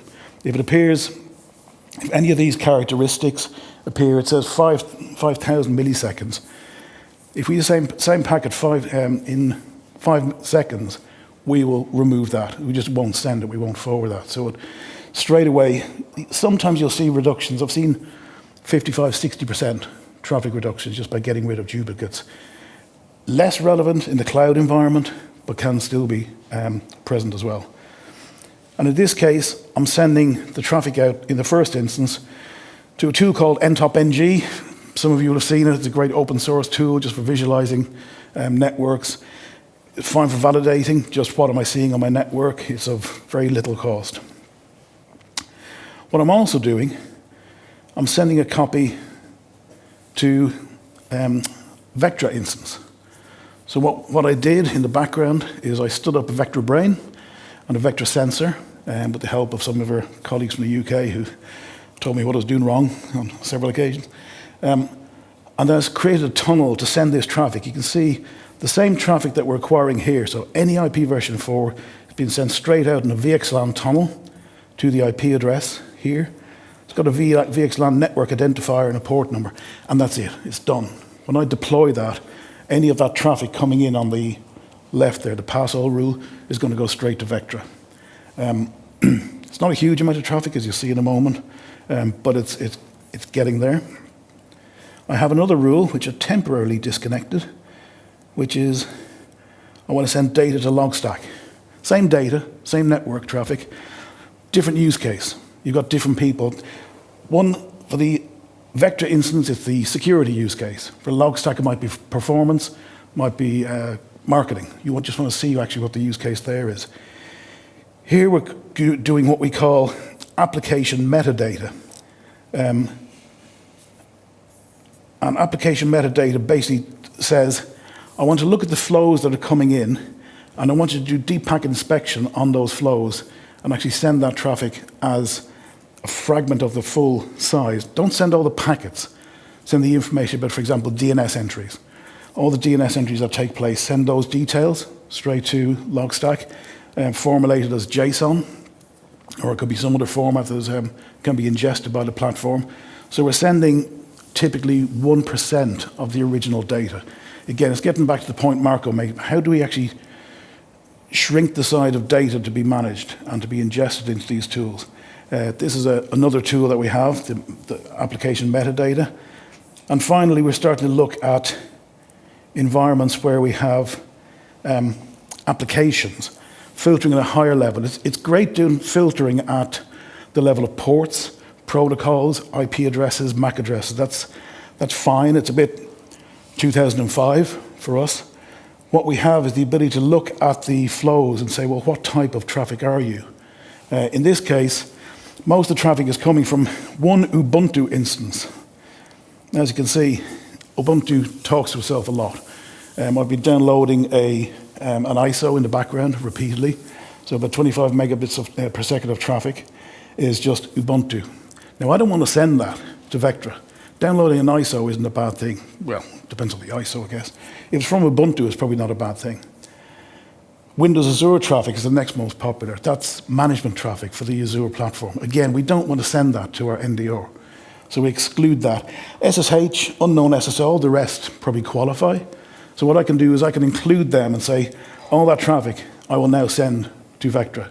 The rest, the vast majority, which is downloading of ISOs from trusted sources, I don't particularly care. It's not a threat to me. I don't consider it to be a threat. If the Ubuntu servers got compromised, that might be an issue. But so far, we haven't been told of that. So while this has been going on, and hopefully it's still running in the background, I've got this lovely screen, which is doing things on the network. Again, downloading traffic. This isn't very interesting. It's not meant to be stayed on for very long. But the net effect of running those few things is to give us threats that we can see within Vectra. So that traffic that was just generated, that was gathered by the VTAP. It was sent across to what we call a V-series. A V-series is it's a VM that acts like one of our traditional orange boxes in your data center. That takes the traffic in, applies the policy that we saw drawn on, and then sends the traffic out to the targets. So that's what's going out here. We can see we've only got one host, but it's a critical threat, what we like to see. And in there we can go in and see that cryptocurrency mining has been going on since the early hours of this morning. And that is, I think at the start of this, I woke up at 5:05 this morning for some reason, and I thought I'd better fire it off once now, just to make sure it happens before I actually give the talk. And sure enough, it worked first time, and been running it since then. But that's the case for every host that we have within your environment that you target. Once you've done that, we saw the pass-all rule. Once you specify those rules, they're applied to all those workloads. It gets sent to the V-series, and then we tunnel it straight out. We never store anything. We're not a storage system. We can do PCAPs, but we tend not to. It's just for debugging. So it's down to the Vectra tool itself to do the analysis of the packets themselves. And that, in a nutshell, I could show you the NTOP NG, just to show you we're sending it to 2 different destinations at the same time. 10.104 is that Ubuntu-based web server. You can see it's downloading as we speak in the background. One of the things we find people like doing with our policies, I'll just wrap up on this one last point. When you create a policy like this and you're sending it to multiple destinations, because it's role-based access control, once it's done, network people can't interfere with security people's workloads. Security people can't interfere with network people's workloads. All of this, that's my map. I've done this using my identity. If somebody came along, they might be able to see this. They can't turn it off. They can't change it. They can't hide a host. They can't put an exception into that pass-all rule. Pass-all IPv4 except Peter's workstation, because he's up to no good. So it's controlled. It's locked down. Like Vectra, we have an API. So I can go up here and I can integrate with the platform. I can spin all this up from something like Terraform, Bicep, one of those native languages for provisioning these environments. So it's controlled, it's secure, and I hope you'll agree it's very capable. So that's my quick demo that I got through without making too many mistakes. Is there any questions that anybody would like to ask? Do we have any questions? No? Okay, then we have a few in online. My first question, maybe it's more, Marko, for you. You talked about OT and critical infrastructure. My question is, why OT monitoring can be so sensitive and difficult, and how Gigamon can help on this subject? Yeah, that's a great question. So OT, operational technology, manufacturing, process industries. The thing is, you want to be completely passive in those environments. You can't run agents. Typically, you don't want to scan the network. So Gigamon can be completely passive and then feed whatever OT tool you may run with. Is it Nozomi or Armis or Clarity or something else? Another thing, when I looked at Pete's demo, we have been talking to a customer, and they are about to decide on which OT platform they want to, which OT platform do they want to buy. Actually, one of the use cases is they buy a small Gigamon and run the proof of concept, all 3 different tools in parallel. They know that is the exact same data that is hitting the different tools. And they can now look into that. Which tool is providing most value to us? That is kind of speeding up this proof of concept evaluation by weeks and weeks and weeks, because otherwise you might do one tool first, you try to follow protocol, tear it down, next vendor, and so on. So there are many use cases for Gigamon there. So yeah, absolutely passive. we take copies of traffic in motion and pass on to relevant tools. Might be an OT tool, but also might be your SIEM tool for correlation, stuff like that. Okay. Also, our clients would like to know, they know that they can have a proof of concept with Gigamon. They can have demos, but do you have already clients in Estonia, and what is their experience with Gigamon? Yes, we do have clients, and you're familiar with it. I actually can't talk about it. It's kind of governmental, and what they do is, simply put, let's say like this. They try to digitalize procurement cycles, because there's a problem that if those procurement cycles are not documented well enough, there's a risk of someone, taking bribes or whatever. I don't know, but yeah, that's an example. We have in the Baltic countries. I met last week with a large bank, for instance. They've been running on Gigamon on-prem for some years, super happy. But again, east-west traffic, the virtualized environments, and they also use a small degree of public cloud. So they will now add the Gigamon Cloud series to also understand the east-west traffic in virtualized environments. Actually, they believe that 70% of their traffic today is east-west. That's a lot. Mm-hmm.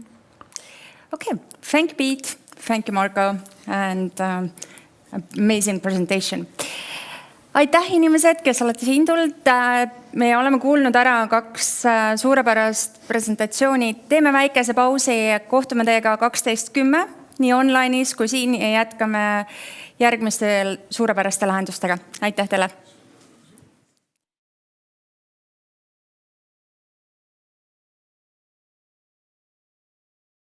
Nii, tere tulemast tagasi.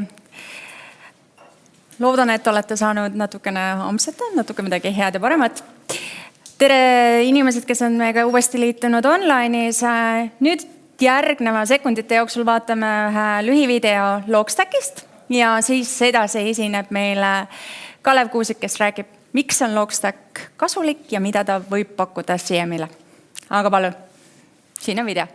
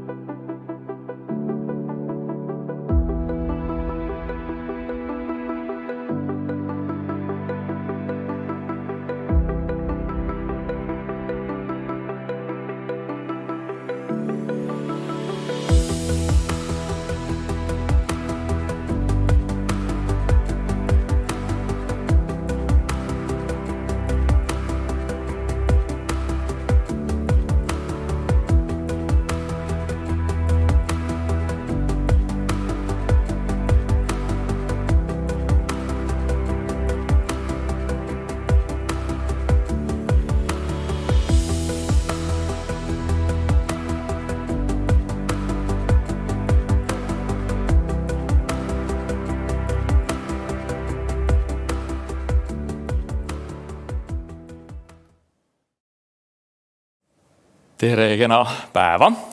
Mina olen Kalev ja räägin teile täna natuke Logstackist ja võib-olla pisut ka CM-ist ja muudest sarnastest teemadest. 3 sõna enda kohta, kes mind ei ole juhuslikult enne näinud. Ma küll ei usu, et neid väga palju veel on, aga just in case. üle 20 aasta siis selles valdkonnas toimetanud erinevates rollides läbi selle aja, alustanud kunagi kuskilt arenduse otsast, siis teinud päris kaua võrku. Härra Cisco on kunagi nagu naljamehed öelnud, päris palju erinevate turvaplatvormidega tegelenud, infrastruktuuriga kokku puutunud ja viimased 5 aastat pluss miinus siis fokusseeritult logihalduste ja logilahendustega. Sellistest huvitavatest kogemustest, mis selle aja jooksul nagu märkida, on pea 10 aastat. Olen LogShieldil osalenud, see on siis teadaolevalt maailma üks suuremaid küberõppusi. Algas küll natukene väiksemalt kui maailma suurim, circa 15 aastat tagasi võib-olla, aga tänaseks siis maailma suurim õppus, tuhandeid osavõtjaid, tuhandeid ettevalmistajaid, hästi vinge asi ja mis selle nagu eriti lahedaks teeb, on, et seal on alati kõige vingemad ründemeetodid, mida siis siniste tiimide peal proovitakse siis kasutada. Et see on selline tõesti hästi moodne, hästi kaasaegne igast otsast, et selles seltskonnas on arvati lahe asju teha. Ja see on ka tegelikult ka üks põhjus, mis mind Logstacki juurde on viinud nii-öelda ajalooliselt, et seal ka circa võib-olla 10 aastat tagasi, kus siis ka tegelesime logihalduse ja logianalüüsiga, siis seal tekkis selline lahe platvorm nagu Elastiku platvorm, mis siis tolleks hetkeks oli sellises alustavas faasis, aga väga palju lubav. Ja sellest ajast alates on siis nagu seda sõitu saanud nagu koos Elastikuga kõvasti teha. Et on lahe olnud vaadata, kuidas see asi on nagu tagasihoidlikust andmebaasist kasvanud täismahus turvaplatvormiks. Et hästi kihvt reis. Teistest taustategemistest veel, TalTechi kübermagistreid olen natukene koolitanud sinna ja ise ka tegelikult TalTechis ja Chalmersis oma tarkust kunagi omandanud, et magistrikraad siis taustaks. Aga lähme siis tänaste teemade juurde, millest täna siis räägime. Vaatame natukene siis väljakutseid, mida siis logihaldusega püütakse lahendada, kus need valuskohad on, natukene Siemi juttu sinna ka kõrvale. Siis vaatame natukene konkreetsemalt, mis loom see Logstack on, mida me selle taga näeme või mida me mõtleme, kui me ütleme Logstack. Ja siis sellest, mis ta on, kui ka sellest, kuidas ta siis lõpuks kuskile üles jõuab ja kuidas ta kasutada saab. Ja paar sõna ka siis kommertspoolest ehk siis paketimajandusest hästi põgusalt.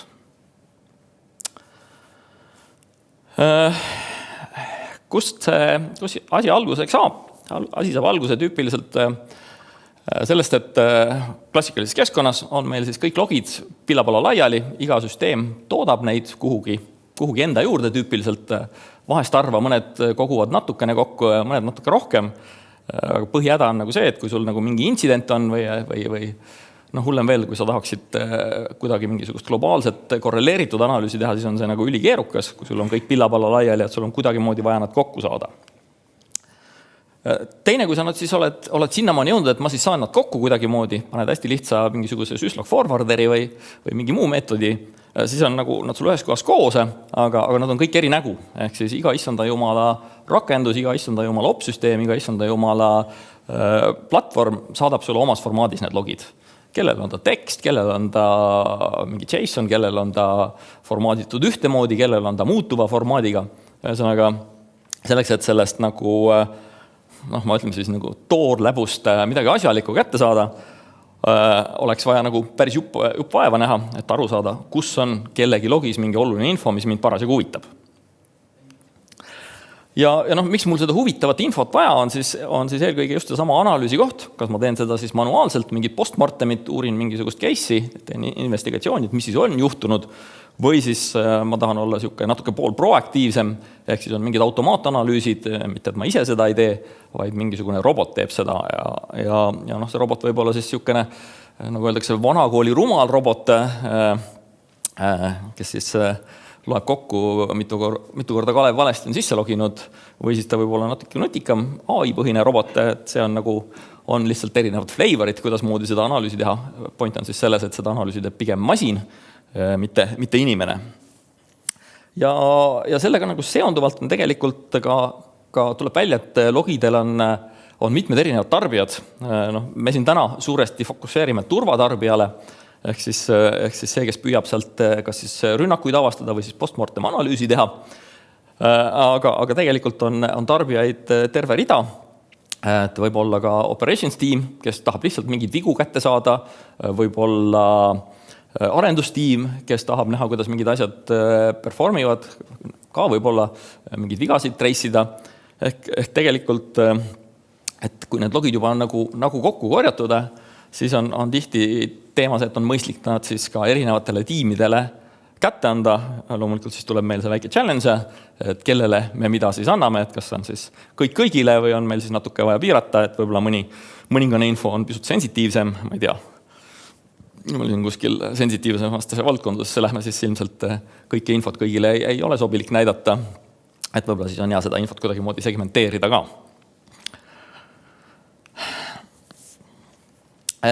Maailm on täis erinevaid tööriistu ja esimene küsimus ongi, mis tüüpiliselt, kes logihaldusega nii-öelda kuskilt otsast pihta peavad hakkama, on siis esimene küsimus, et kas teha ise.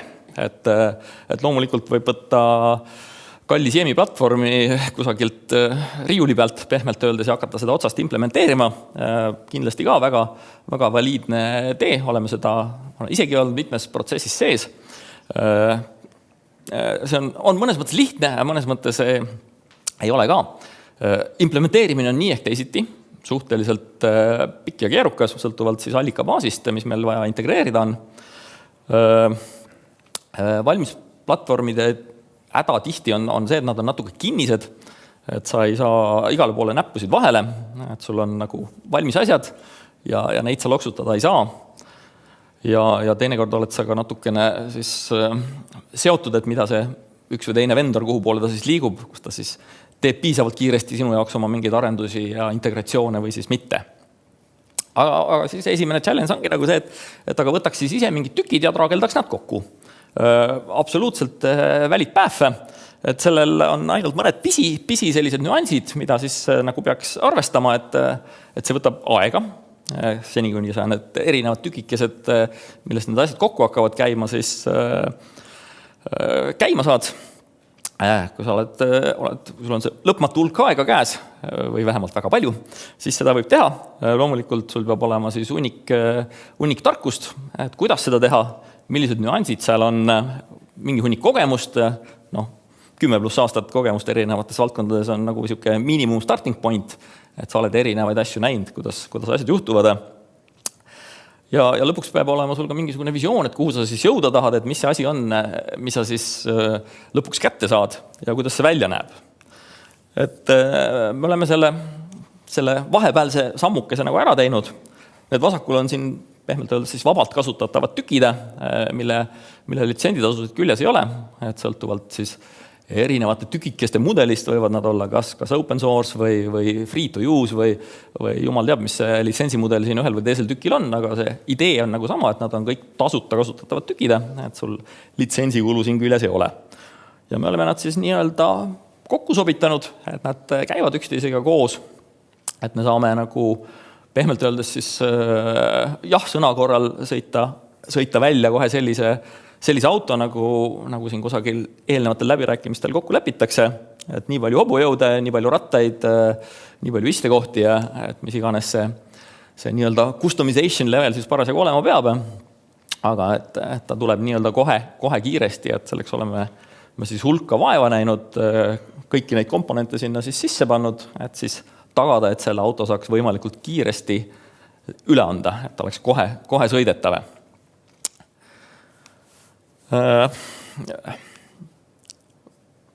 Mis see Logstack siis nagu on? Laias laastus on siis see, mille eest klient maksab, on siis meie teadmiste komplekt, meie kogemused, mida me oleme siis erinevate juurutusprotsesside käigus saanud, kogunud, akumuleerinud, analüüsinud, sünteesinud paremini toimivaid mudeleid, kiiremaid juurutusi. Ja selle postulaat, mida me enam-vähem julgeme välja öelda, et 2–3 on teil toimiv lahendus olemas. ja see variaabel seal vahel üsna tihti on tegelikult siis, kui ma istun laua taga, siis teisel pool lauda, ehk siis kui palju kliendil on aega ka panustada, sest pärast kui me jõuame juurutuse juurde, siis ilmselgelt me ei saa kõiki asju päris teha, et ka kliendi poolt tuleb ühte koma teist liigutada natukene, et sellest osast siis suuresti sõltub tegelikult, kui kiire see juurutus tegelikult olema saab. Aga see protsess koosneb siis mitmest etapist, pärast ma näitan natukene detailsemalt, aga see nii-öelda pakett on siis eelkõige analüüs, ehk siis mida me nagu tegema hakkame, mis see kliendi soov on ja mis ta teha täpsemalt tahab. Sest platvorm on suur ja lai ja erinevatel klientidel loomulikult on erinevad valupunktid, kust king kõige rohkem pigistab, ehk siis teha fokusseeritult täpselt see, mida on vaja. Ja sellest analüüsist tuleneb siis lõpuks ka konkreetne disain, millega me siis nii-öelda laivi läheme, mida me siis juurutama hakkame. Et kui see disain on paigas, siis saab loomulikult hakata seda paigaldama. Paigaldatakse, hääldatakse ära. Sükene kõrgkäideldav lahendus on nagu stock-featuur, et ühe nõudiga asju me ei tee põhimõtteliselt juba, et pole nagu pointi. Ja seal on siis sees kõik need vaated ja workflow'd, mida sa päeval üks kohe näha tahaksid. Ja integreeritud siis mingi hulk allikaid, nii palju kui siis alguses kokku lepitakse. Erinevates pakettides on need ka pisut erinevad. Ja alati on ka siis selles logstackis sees, tegemist on suuresti ju teenusega, on ka siis koolitus, ehk siis kõik kasutajad oleksid ka kohe võimelised seda kasutama hakkama, saama aru, kus mingid asjad on, mida nad tegema peavad, kuidas otsida, kuidas mingeid asju kustomiseerida, täiendada, et kogu see nii-öelda tavakasutaja koolitus on ka selles logstacki mõistes sees. Ehk reitereerides, mis ta siis on või mis ta ei ole, et tegemist on siis logihalduse teenusega, milles siis sisalduvad kõik eelpool mainitud tükikesed ja võib-olla natuke veel. Ehk siis seal on hulk erinevaid tarkvarakomponente, mis siis kõik paigaldatakse ja häälestatakse, integreeritakse teie erinevate keskkondadega, autentimiskeskkonnaga või muude keskkondadega. Ja siis, kui ta on nii-öelda püsti, siis jätkub ka tegelikult selline opereerimisfaas, kus pidevalt keskkond areneb, uueneb, et kõik see on seal sees.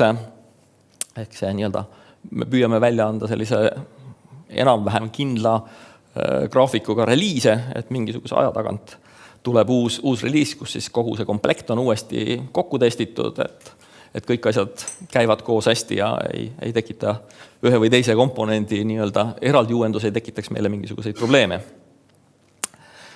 Ja loomulikult oleme me ka nagu tugiteenuseks, ehk siis kogu see teenuse kestel oleme me olemas, meile saab helistada, kirjutada, joonistada, et kas siis küsimustega, et kuidas seda teist või kolmandat asja teha või kuidas seda paremini teha, või ka siis muredega, et oi, et ma ei saa seda, ma ei oska teist, mis iganes need küsimused või teemad, et see on. Et selline tugi on pidevalt kättesaadav. Mis Logstack ei ole tegemist monitooringu lahendusega, et mõned, või ütleme, et see on inimeste loomulikult mõistetes kinni, kes milleks kasutavad, aga fundamentaalselt meil ei ole käideldavusega jõudluse monitooringu lahendusega, kuigi seda võib ka selleks kasutada, aga nii-öelda fundamentaalselt me sinna väga palju ei targeteeri, et me eelkõige targeteerime siis logide ja nende analüütika peale. Aga platvorm ise loomulikult võimaldab ka käideldavuse ja jõudluse analüütikat, kui seda huvi on, siis saab kasutada, aga ta ei ole nagu selleks suunatud platvorm, ütleme siis niimoodi. Ja ta ei ole ka kuskilt otsast nagu karbitoode, et sa võtad meie käest karbi, Logstacki karp palun, ja siis ise paned selle nagu püsti ja teed seal midagi. Et seda ta ei ole ka, et on ikkagi nii-öelda võtmed kätte teenuse ja sellel on nagu nii-öelda mitu tausta, miks ta nagu nii on meil välja tulnud. Üks neist on võib-olla on siis see, et seda ressurssi tihti inimestel ei ole, et teda juurutada, et teda käigus hoida, aga teiselt poolt, kui me vaatame nagu turva aspekti, siis tihti tahetakse seda nii-öelda logikeskkonda kõigest muudest asjadest eraldi hoida, ehk siis klassikalise admini küüneviha sinna sisse ei läheks, niimoodi žargoonis öeldes, ehk siis rollide rahususe põhimõttel ei ole sinna kogu see maailm, mille kohta me logime, ei ole ligipääsu sinna, kus seda logiinfo hoitakse ja töödeldakse. Et see on natuke eraldatud maailm siis selle, tihti see nii-öelda turvatiim ei ole iseenesest nagu alati väga suur, et ka siis seda turvatiimi nii-öelda toetada, et selle keskkonna siis paremal kasutamisel ja käitlemisel.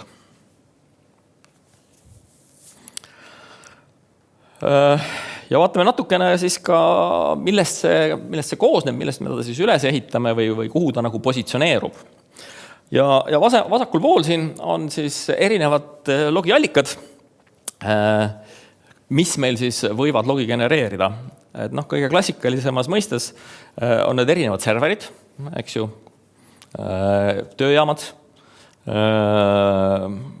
sellised kohad, kuhu on lihtne kus on standardne opsüsteem, kuhu on lihtne paigaldada siis agent, nimetame seda siis endpointiks näituseks ingliskeelses terminoloogias, millel on siis lisaks logidele, ütleme sellistele klassikatele lihtsatele logidele, ka võib-olla natukene sügavam sissevaade sinna opsüsteemi, mis seal toimub, võib-olla siis ka isegi kerneli tasemeli välja, ehk milliseid koole kasutatakse, mis seal siis nagu päriselt juhtub.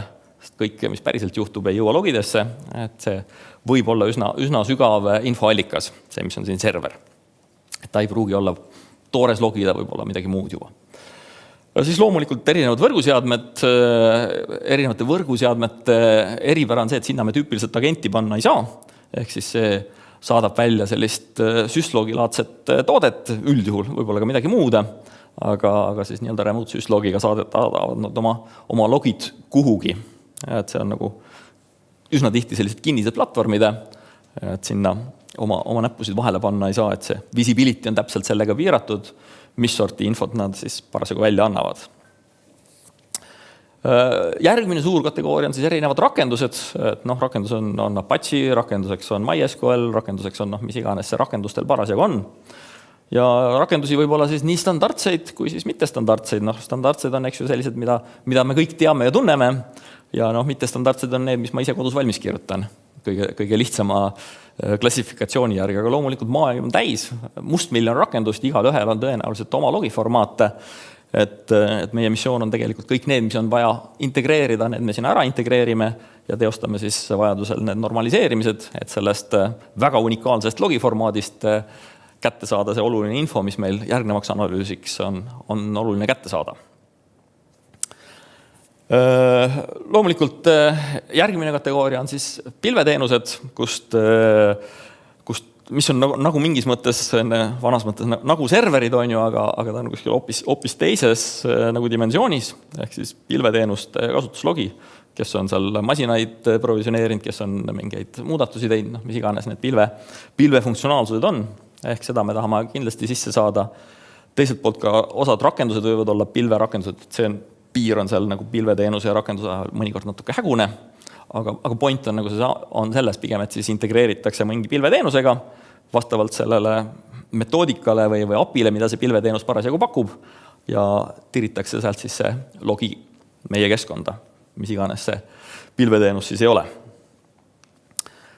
Viimaste nii-öelda täiendustena oleme logiallikate hulka liitnud sellised asjad nagu Vectra, näituseks kui selline nutikas allikas, kui need allikas tüüpiliselt on, siin listis on sellised nagu toorlogi allikad, siis Vectra, nagu te täna nägite, siis on Vectra annab välja juba nii-öelda eelanalüüsitud info, ehk siis alertid mingisuguste anomaaliate või kõrvalekalete või mingite ohtude kohta, mis on võib-olla realiseerunud.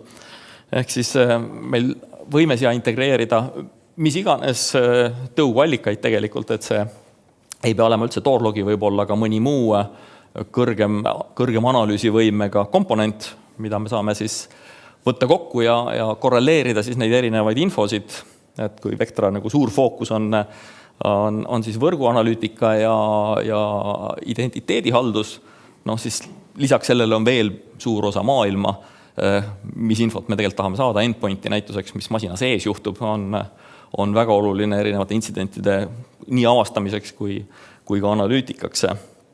Aga jaa, selline värskendus on väga lahe. Vectra puhul on muidugi lahe ka see, et lisaks sellele nii-öelda alerdile, mis sealt siis tuleb, on meil võimalik tegelikult saada ka sealt see toorinfo kätte, mille pealt see siis tuli, kas on siis mingisugune packet flow või packet stats või kõik see info on tegelikult samamoodi Vectrast võimalik sisse tõmmata Logstacki ja kasutada seda siis kas siis järelanalüüsiks või siis veel mingisuguste teiste reeglite ehitamiseks, mida me siis Logstackis tahame ehitada. Et Vectra on selles mõttes hästi lahe allikas, et ta on niisugune kombinatsioon nii valmis alertidest kui ka raw-datast. Et hetkel on siis circa 300, natuke peale siia-sinna allikatüüpi, mida siis suudetakse normaliseerida ja visualiseerida out of box, et seal all on siis suur osa Elastiku poolt toetatud allikaid ja pihuga siis ByteLife'i poolt customina siis lisatud allikaid ka, nendest ma räägin natuke hiljem juurde. Ehk need erinevad logiallikad, siis me võtame nad kokku ja ütleme kõik, et nad on mingit sorti allikad, abstraktsed. Ja mida me nendega nagu teha tahame? Me tahame ta siis kuskile keskele kokku korjata, keskpõrandale, nagu võiks öelda. Ja see koht, kuhu nad siis jõuavad, on siis Logstacki süda, mis siis baseerub suures osas nii-öelda tarkuse ja jõudluse kiht tuleb siis Elastikust, Elastic basic feature, mida iga üksteist võib täitsa vabalt kasutada ilma sentigi maksmata. Et ta on täiesti vaba, samas kõik need olulised omadused, kust Elastic nagu pärineb, ehk siis skaleeruvus, mis on tema nii-öelda nimeski kirjas, ehk hästi horisontaalselt skaleerub, nii palju kui meil nõude juurde on vaja.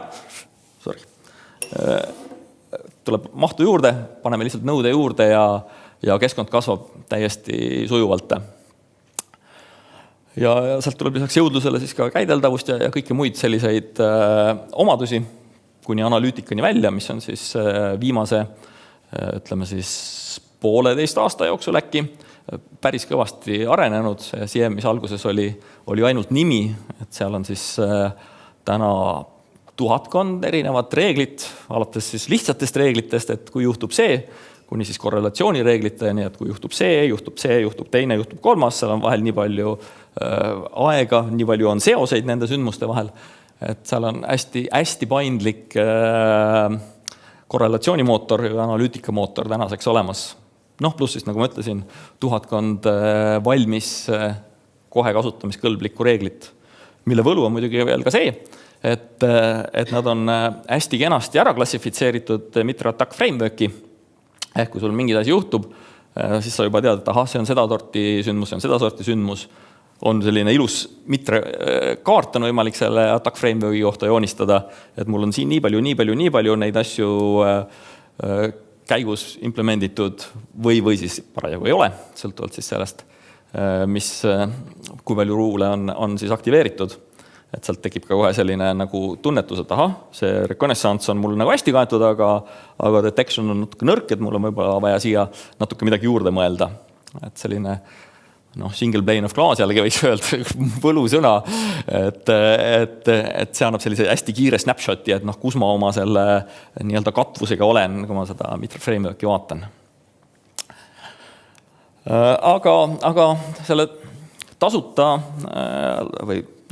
kasutatava paketil on ka nagu rida kitsendusi, ehk siis see on nagu see koht, kus tegelikult Logstack tuleb mängu, siis selleks, et see funktsionaalsus sinna juurde tuua, mis siis tasuta paketis justkui on piiratud. Esimene kõige olulisem, ma ei tea, esimene vähemalt, on siis AAA framework, mida me siis kasutame, ehk siis autentimine, autoriseerimine ja auditinge, mis siis võimaldab liidestada meil erinevate back-end autentimisplatvormidega, kas Microsofti AD või Microsofti Azure või Google või mis iganes see meie parasjagu kasutatav reaalne kasutajahalduse platvorm on.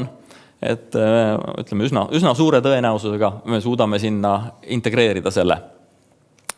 Ja see annab meile siis võimaluse seda infole ligipääsu segmenteerida, et kui meil on siis, nagu ma ütlesin, mitmed erinevad kasutajagrupid võib-olla, siis nendega seotakse harilikult sellised mõisted nagu rollid ja igal rollil on siis teatud õiguste komplekt, mida nad teha saavad, kas nad siis näevad mingisuguseid andmeid või ei näe mingeid andmeid. Ja loomulikult võib kasutajal olla ka mitu rolli, et kui ma siin teen mõne lihtsustatud näite, et meil on võrguadminid, oletame, kellel on siis ligipääs võrguinfole, võrgulogidele ja on Windowsi adminid, kes siis näevad Windowsi logisid ja endpointi logisid võib-olla, aga meil on kuskil mingi turvaanalüütik, kellel on siis tegelikult mõlemad rollid olemas. Et see õiguste süsteem on hästi paindlik ja seda saab siis siduda siis ka selle olemasoleva backendiga, mis teil parasjagu on. Kõige tihemini Eestis me näeme Microsofti AD-d, et sellega on integratsioon kõige parem, kõige rohkem testitud ja kõige paremini teada, aga ka teised platvormid on teretulnud. Järgmine komponent siis, mis meil nii-öelda stacki elu mugavamaks teeb, on sisemine PKI infra ja kust see nagu alguse sai, oli siis eelkõige see, et Elastic algupäraselt oli igast otsast unsecure ühenduste peal. Ehk siis tavalised HTTP-ühendused pöörlesid Elasticu stack'is. Lisaks Elasticu stack'ile on meil siin teisi komponente veel ja meie nii-öelda postulaat day one'ist oli see, et tegelikult kõik ühendused peavad olema turvatud, et meil kusagil vahepeal mingisugune asi kaotsi ei lähe, et see võimaldab meil olla kindel, et see info on kindlalt hoitud, samas võimaldab see meil ka nagu keskkonda hajutada vajadusel, siis kas siis erinevate suuremate või väiksemate vahemaade taha. Ja see info on ikka nii-öelda kindlalt olemas, tagatud, et just sellisel kujul, nagu ta läks, jõuab ka ta sinna kohale. Ehk siis varustada kogu stack võtmete sertifikaatidega, need erinevad teenused, mis siin kõik sees on, alates siis allikast peale on siis info või logi liikumine garanteeritud, et see on kogu aeg turvatud, et seda vahepeal ei manipuleerita, et ta ei kao ära, ei muutu, ei ole nii-öelda võõrale silmale vaadeldav. Algusest siis kuni lõpliku kasutajani välja, et kõik hopid, kus ta iganes ei liigu, on ta siis turvalises SSL DLS-i tunnelis. Ja selle nii-öelda sertifikaadi ja võtmemajandusega siis tegeleb sisemine PKI automaatselt, et seal ei ole endal vaja siis väga majandada. Seda sisemist PKI võib liita ka teie olemasolevasse PKI-sse, alam-CA-na näiteks, ehk siis kui teil on sisemine PKI, mis siis teie infrastruktuuris särte majandab, et siis see muutub alam-CA-ks ja kõik need serdid, mis me kasuta interface'i näiteks välja pakume, et siis need on kohe ka usaldatavad. Või siis allikate poolt, kes siis ühendusi tahavad luua. Et see samamoodi on siis kohe turvatud ja usaldatav. Aga võib hoida ka autonoomsena, et ei pea. Siis on järgmine selline oluline komponent selles kogu stack'is on syslogi puhverdamine, kuna kõigil klientidel on võrguseadmeid ja võrguseadmete põhiline transportkanal logide saatmiseks on syslooga, siis me oleme spetsiifiliselt vaeva näinud, et tagada, et see transportkanal oleks ühelt poolt töökindel siis nagu erinevate tõrgete osas, et kas siis räägime sellest, et kui meil on mitme saidi lahendus näituseks, et kui üks sait on maas, et siis meil teise saiti see info jõuaks kohale või siis kui meil Logstackis tehakse mingisuguseid töid, et meil on küll sees, kõik asjad on dubleeritud, aga ikkagi kui sa teed teenusele restarti, siis on mingisugune hetk see teenus maas, et kõiki selliseid situatsioone nagu ära kaverdada, et see logi, mis sealt võrguseadmest ikkagi tuleb, lõpuks püütakse kinni, et ta ei kao kuhugi ära vahepeal, sõltumata sellest, mis me kas siis Logstackis sees või väljaspool, mis juhtub, seni kuni see mingisugunegi võimalus allikalt Logstacki poole on saata, siis Logstacki sees tagatakse, et see igal juhul töödeldakse ära. Et selleks on siis nii-öelda syslogi puhver komponendide. Samamoodi ei ole selles vabalt kasutatavas Elasticu versioonis sees alerting osa, on olemas küll nii-öelda rule engine, väga hea, et sa saad need nii-öelda analüütikad kõik ära teha, masin mõtleb kõik välja, aga kuhugi välja saata ei saa. Et siis sellest nagu teavitus ka kellegile postkasti, telefoni, Slacki, kuhu iganes jõuaks, siis on meil eraldi alerting engine, mis siis vastavalt reeglitele, milliste tingimuste täitumisel, millisesse teavituskanalisse erinevaid teavitusi saata. Et selline oluline komponent, et keegi ju istu seal, võib-olla mõnes kohas istub keegi hommikust õhtuni taga, aga pigem ei istu seal keegi hommikust õhtuni taga, et siis need erinevad osapooled siis saaksid kõik endale sobivasse kanalisse õige teavituse. Ja võib-olla natukene väiksem komponent, aga mitte vähem väärtuslik on siis backupi arhiveerimine, et nagu me siin erinevatest intsidentidest oleme kuulnud, et krüpteeritakse kogu infra ära, et siis on oluline, et meil kuskil backupis oleks midagi veel võtta. Ja mida me siis oleme sisuliselt teinud, on siis see, et seda backupi võib ajada hästi tihedaks, põhimõtteliselt kuni 15-minutilise intervalli peale, et sul on peaaegu live data on seal olemas. Võib-olla saab kiiremaks ka, ei ole väga testinud, aga point on see, et seda ei pea mitte kord päevas või 2 korda päevas või mingisuguse sellise asjaga piirduma, et sa võid hästi kiireks oma backupi tsüklit teha.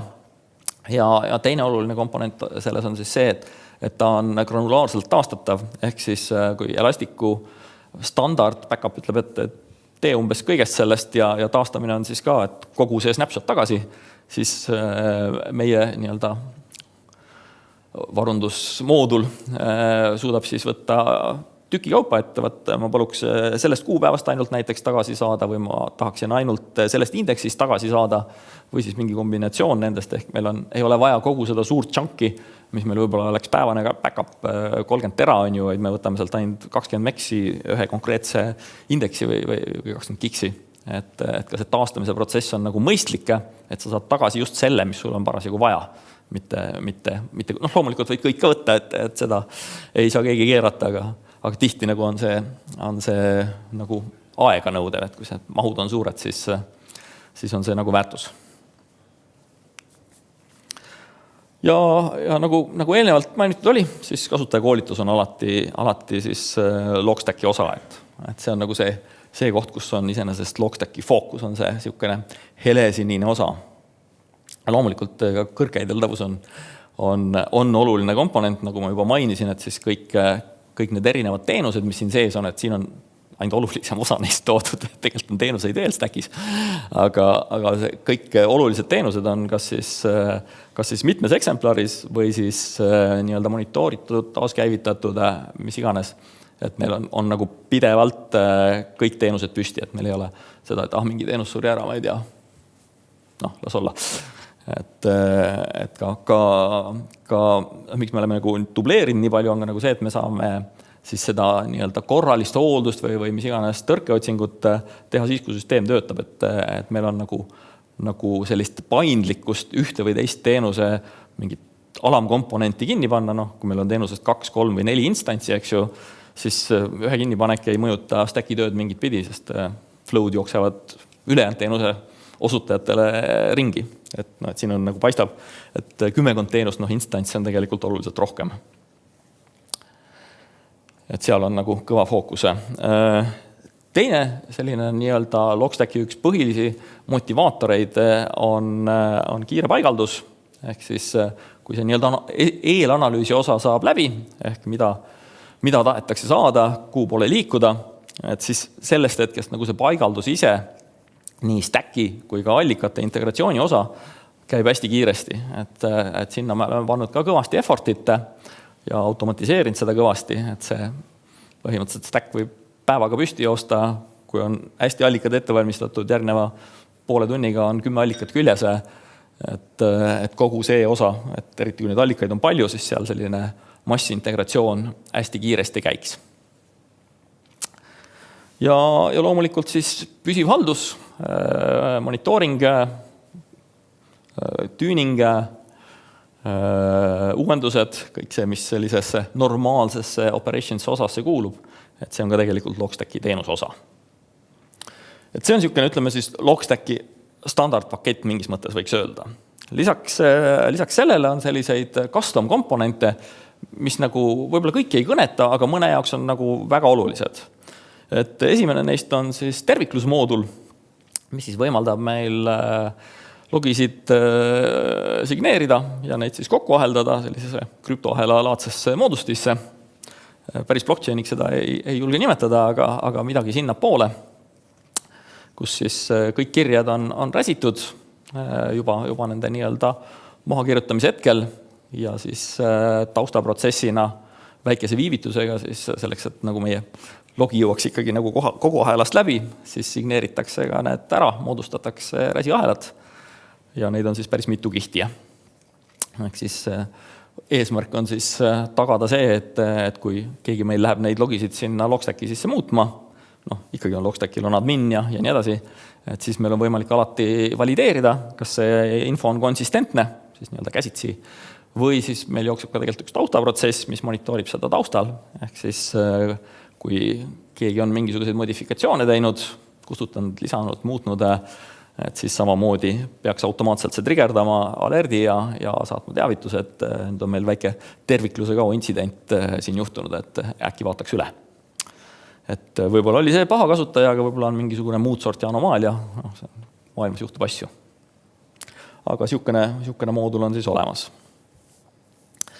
Teine selline, nimetame seda mooduliks või lahendusomadus on see, et me saame siis ehitada kõrgkäideldava mitme saidi lahenduse, ehk siis meil on üks sait, kus on üks Logstack, töötab autonoomselt, meil on teine sait, kus meil on teine Logstack, töötab autonoomselt, allikad saadavad mõlemale poole oma logisid ja need Logstackid siis omavahel ka süngivad, selleks, et olla kindlad, et mõlemal pool on kogu info olemas. Ehk siis, kui meil ühel pool üks sait sureb näituseks ära mingisugusel, mis iganes põhjusel, võrk läks katki, vool läks ära, jumal teab misse, siis kogu data on meil teisel pool olemas. Nüüd, kui see esimene sait tuleb meil uuesti tagasi, siis süngitakse see puuduv data sinna esimesse saiti olemas. Nii et peale väikest süngiperioodi on kogu info jällegi mõlemas saidis olemas. Et see põhimõtteliselt on nad reaalajas võiks öelda, et on süngis, kui kõik toimib, kui mõni sait ära kaob, siis loomulikult kaob seal see reaalaja sünk ära.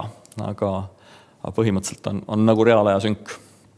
Et see ei ole mingit batch-protsessi, mis 6 tunni pärast püüab midagi sünkida, et see käib kogu aeg sõidu pealt.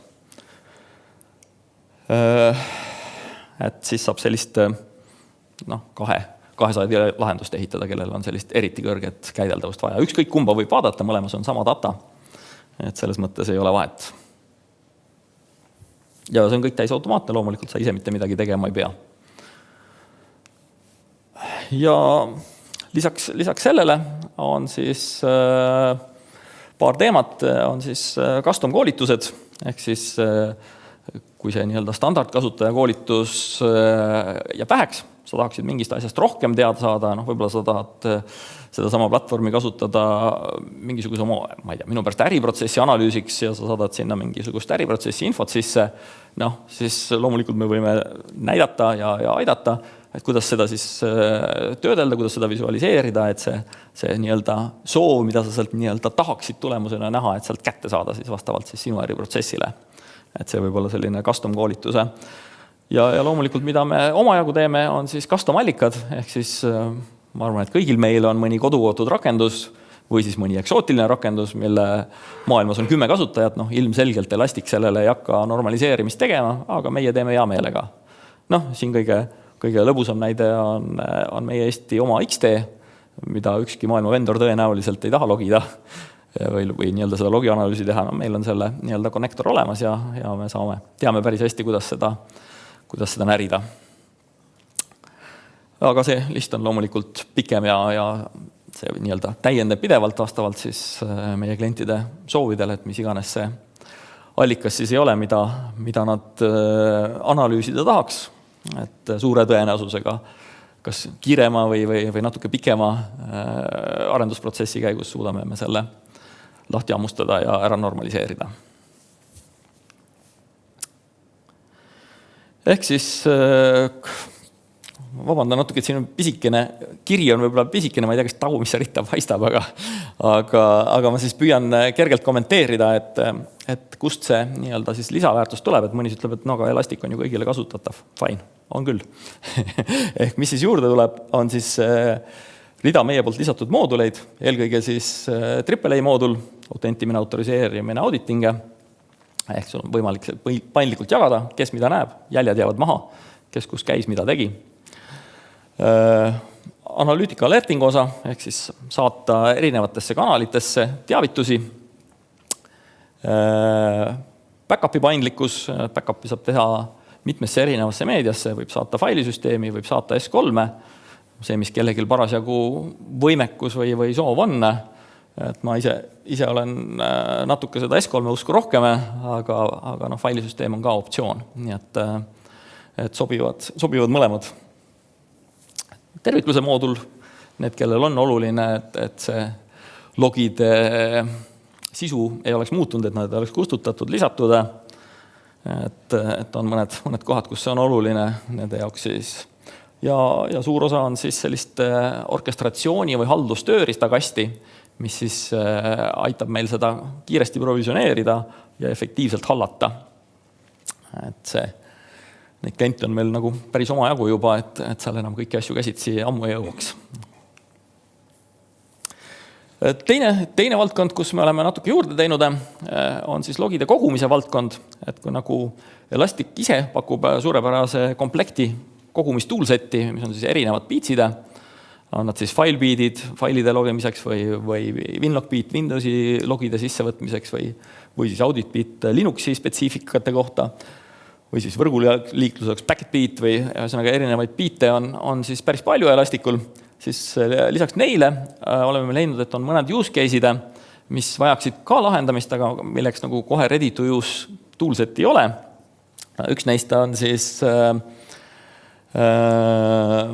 sellised, ma ütlen,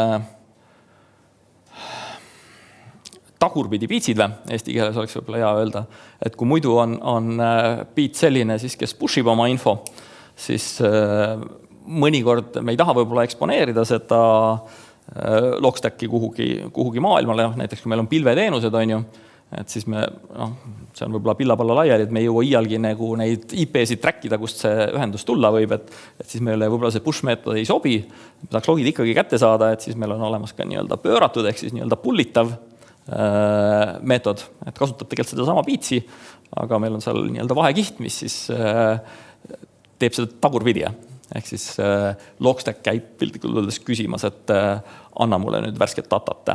Ja sellest on siis sisuliselt 2 versiooni. Üks on siis nii-öelda biitsipõhine versioon, ehk meil jääb alles kogu biitside funktsionaalsuse, mis siis tagavad, et logid oleksid alati konsistentsed, et kõik jõuaks alati kohale, haila-vaila, kogu see mambo-jambo.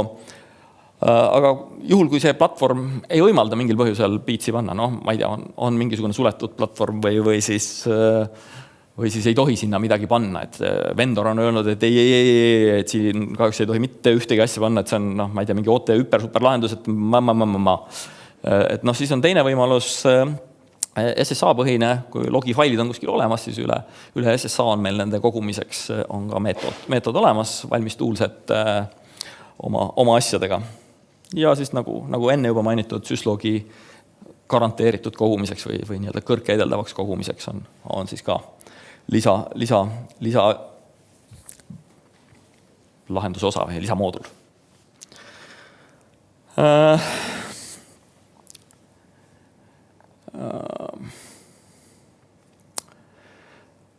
Indeksite disainist võib-olla paar sõna, et indekseid, need, kes natuke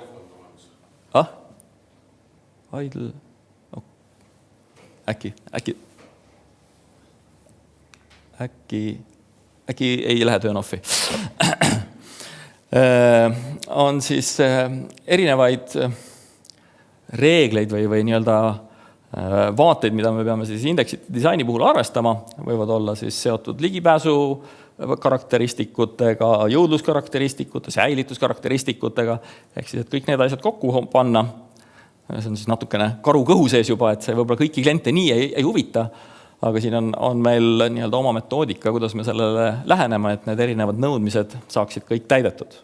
Siin on toodud ka paar näidet, et sarnaselt sellele, nagu ma enne üle käisin, et mis siin on siis pandud kõik need erinevad nõudmised kokku, et võib-olla seal arendajal on nagu oluline see, et saaks oma asjad kätte ja muu teda väga ei huvita.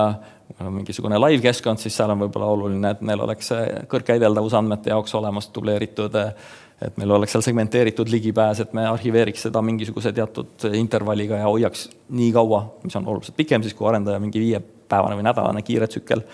Et kõik need aspektid on siis tegelikult selle disaini osa, mille me siis paika paneme. Ja viimane osa näitab siis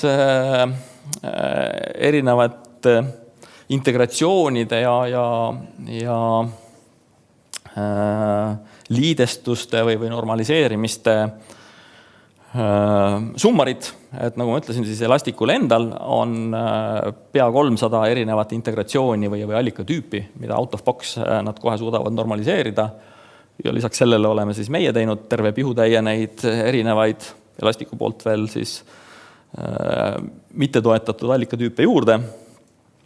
Et siin on võib-olla leiab igaüks endale midagi, mis selles suures pikas elastikulistis kohe välja ei paista, aga meil juba olemas. No, siin viimasena näidisena jällegi on siis vektra integratsioon, nii alertingu osa kui ka siis toordata handlimise osa.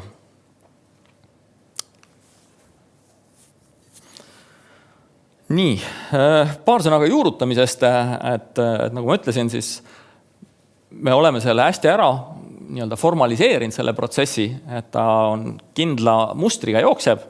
Seal jookseb meil projektijuht jookseb kaasa ja ütleb, nüüd teeme seda. Et ta on nagu hästi selgelt ära segmenteeritud, et on teada, kes kuna mida teeb. Aga ma annan sellise hästi high level vaate ja see kõik algab selliste töötubadega, kus siis pannakse see lähteülesanne võimalikult täpselt paika, et mida me tahame seal teha, mida me tahame koguda, kaua me tahame hoida, millised on ligipääsud ja nii edasi. Et seal on paar sellist töötuba, kus siis see nii-öelda algülesanne ära täpsustatakse ja sealt me saame siis hakata edasi liikuma ja esimene samm edasi liikumises on tegelikult allikate analüüs. Ehk siis see on tüüpiliselt see info, mida klient teab, meie ei tea, mis tal on. Ehk siis meil on selline suurepärane tabel, kuhu siis pannakse allikad kirja, mis sorti allikas on. See on Apache veebiserver, on ju umbes versioon selline. See toodab päevas meile 30 gigalogi, seal on sees umbes 13 miljonit kirjet. No, midagi sellist sorti, et me saame nagu aru, et see on selline asi ja seda on umbes nii palju. Ja siis kõigi allikate kohta tekib selline tabel. Kui see tabel on koose, siis me saame minna järgmisse faasi, ehk siis analüüsifaas ja disainifaas, kus me siis paneme kokku selle töötobades saadud info, ehk mida me tahame saada selle konkreetse keskkonna allikate infoga, ehk siis mis meil olemas on, ehk sellest siis kokku panduna lõpuks tekib siis meie poolt konkreetne disain. Sellele ülesande püstitusele saame me teha sellise konkreetse lahenduse. Ja kui see on olemas, siis saab tegelikult taustal juba hakata ligipääsusid looma, et mingisugustele keskkondadele ligipääseks, mingisugused VPN-id või mis iganes parasjagu ligipääsuks vaja on, või mingisugused kasutajakontod või jumal teab. Ja selleks hetkeks me saame ka konkreetsed serverid ära luua, sest selle nii-öelda analüüsi ja disaini tulemus ütleb, et meil on vaja 6 serverit, neil peab olema igal ühel 4 prose ja 38 giga mälu või mis iganes see spek on, 16 teraketast on ju ja nii edasi. Ühesõnaga, selleks analüüsifaasi lõpuks tekib meil pilt, mihukene see keskkond siis olema hakkab. Lähtuvalt siis kõigist neist eelnevatest infot. Ja siis on nagu tüüpiliselt kliendi käest see pall, et need masinad siis ära provisioneerida. On nad siis rauast masinad, on nad siis virtukad.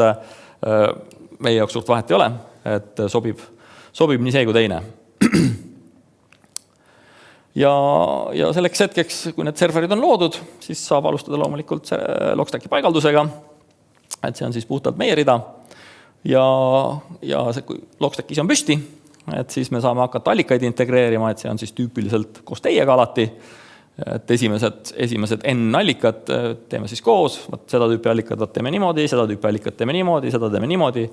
Et koos jookseme selle läbi on ju, ja selle tulemusena on teil nii-öelda siis taaskasutatav, et kui me oleme ühe Linuxi serveri piltlikult ära teinud, siis te võite ülejäänud 98 Linuxi serverit ära panna või Windowsi server ära tehtud, siis järgmised 230 võib nii-öelda nipsust lasta. Et sellised nagu nii-öelda esimesed integratsioonid, esimesed allikad teeme siis koos ja siis sealt edasi on siis nii nagu kokku lepitakse, et kas siis meie jätkame või siis tüüpiliselt klient seda copy-paste'i oskab teha, et see on nagu suhteliselt lihtne, et tegelikult tuleb sealt meie poolt ka toolset, kuidas seda copy-paste'i teha, et on Ansible toolset, mis jookseb nii Linuxi maailmas kui Windowsi maailmas, mida siis võib kasutada, ei pea kasutama. Et see on nagu sellel hetkel teile vabalt tarbitav. et siis nii-öelda sellist mass scale-out integratsiooni teha. Ja kui meil allikad on juba olemas, mingisugused data jookseb meil juba sisse, siis me saame hakata järgmiste sammudega edasi liikuma. Et saame ehitada dashboard'e, vaadata, kuidas alerting töötab, kas kõik soovitud asjad on nii, nagu vaja on, kas õiged inimesed saavad õigetel tingimustel meile. Et selline nii-öelda peentüüning. Ja kui see peentüüning on ka enam-vähem olemas, et nagu pildid on ja alertid juba ka enam-vähem, et siis on nagu see koht, kus tuleb ära teha koolitus, et siis kasutajad ka on, et nagu data on sees, vaated on olemas, et saab kasutajad peale lasta, et nad siis ka seda oskaksid kasutada, et siis see koht on see, kus tuleb kasutaja koolitus. Ja peale seda sisuliselt on selline käitlusfaas, opereerimisfaas, kus me siis arendame, täiendame, muudame, mis iganes seal siis ei ole, et see on niisugune running, aga see on niisugune, see esimene ots on selline nii-öelda, nimetame siis selliseks kickstartiks, et saada kiiresti liikuma. Ja nagu me siis ise ütleme, et see võtab 2–3 selle protsessi läbimine. Et loomulikult sõltub teie vanusest natukene, et nagu siin näha on, et siin on natukene on vaja kliendil teha ja pisut on vaja meil koos ka teha asju, et on selline ühiseffort ühise helge tuleviku nimel.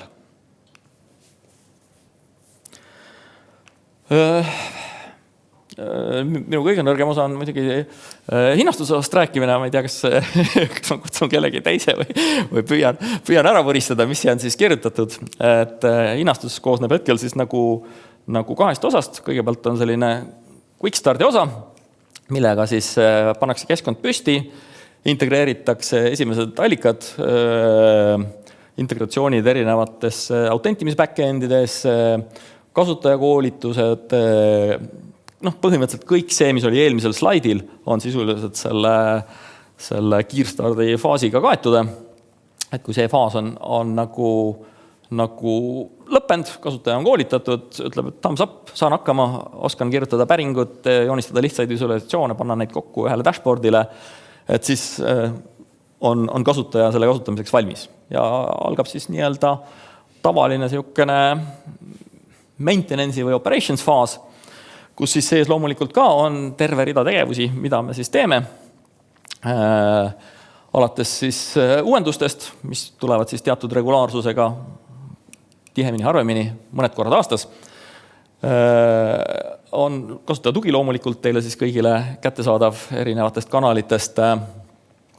On see asi meie monitooringu all, ehk me siis jälgime, et ta töötaks normaalselt, et kui mingid asjad hakkavad seal kollaseks või punaseks minema, et siis me proaktiivselt saame sekkuda ja siis diskuteerida, et kuidas me edasi lähme. Ma ei tea, minu pärast kettapind saab otsa ja siis me küsime, et mis me nüüd teeme, anname kettapinda juurde või siis muudame mingisuguseid poliitikaid, ma ei tea, säilituspoliitikaid või midagi muude. See on kuutasu, jah.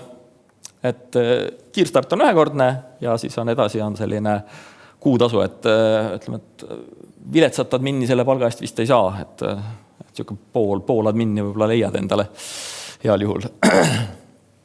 Kui sa vaatad nii-öelda ettevõtja kuluna, eks ju. Ja on siis selline premium pakett, mis on siis sisuliselt sisaldab kõike, mis pluss, aga seal on mõningad lisaväärtused, et kui meil siis plussis olid standardsete logiallikate integratsioon, siis premiumis on ka custom allikad, ehk siis need, mida ei ole out of box kohe võtta. Teie special hüpervinge rakendus, mis toodab hästi laheda kujuga logisid, kasutab selleks ärasaatmiseks eriti ägedad meetodid, et siis ka need nii-öelda sisse integreerida näiteks. Siis on selliseid päris igapäevaseid haldustegevusi on samamoodi siis selles paketis, mis plussis ei ole paraku sees, et seal on ainult selline igakuine ülevaatus, vaatame üle, et keskkond on enam-vähem nii ja nii, on ju, aga ma ei tea, teie admin võiksin võib-olla veel midagi silitada, paitada, mis iganes siis sealt silma jääb. Plussis iseenesest, me näeme, et siin kiirstardis on tegelikult ka SIEM sees. SIEM tähendabki siis seda, et SIEM on aktiveeritud, et seda saab kasutama hakata, aga seal mingit fine-tuningut, false positiivide mahavõtmist ja kõiki sellist asja ei ole tehtud. Et selleks on siis seesama premium pakett, kus me siis saame nagu päris juurutamisega SIEM-i puhul minna, selleks, et meil sealt ei tuleks neid valehäireid nii palju, et oleksid õiged reeglid, et oleksid seal erandid sees ja nii edasi, nii edasi. Ehk siis see tähendab, et 3 esimest reeglit, mis iganes sa nii-öelda valid sellesse nii-öelda setti, ma ei tea, sellest 1000 listist on ju, siis need me tüünime ära, vaatame ära, et need toimivad ilusti, aga see ülejäänud 997 tükki piltlikult öeldes on as-is. See tähendab täpselt seda. Või siis teeme 3 muut, on ju. Vahet ei ole selles mõttes, et kas me võtame soki või võtame mõne spetsiifiliselt, mida sul on vaja. Et seal ei ole enam vahet. Ja mida ma veel ei ole kommenteerinud, võib-olla siis... Koolituste osa on ka premiumis sees, ehk siis nii-öelda kvartaalseid koolitusi saab täitsa vabalt tellida, et kui on nagu suurem ettevõte, siis inimesi pidevalt tuleb ja läheb. Ehk siis need uued inimesed ka hästi lihtsasti onboardida, et teeme kasutajakoolitust näiteks või siis on see mingi custom koolitus, et me tahaksime saada seda hoopis selles kvartalis, et siis selline vabadus on seal paketis juba sees, et sellepärast ei pea nagu mõtlema ja muretsema, et oi, et koolitus eraldi juurde nüüd.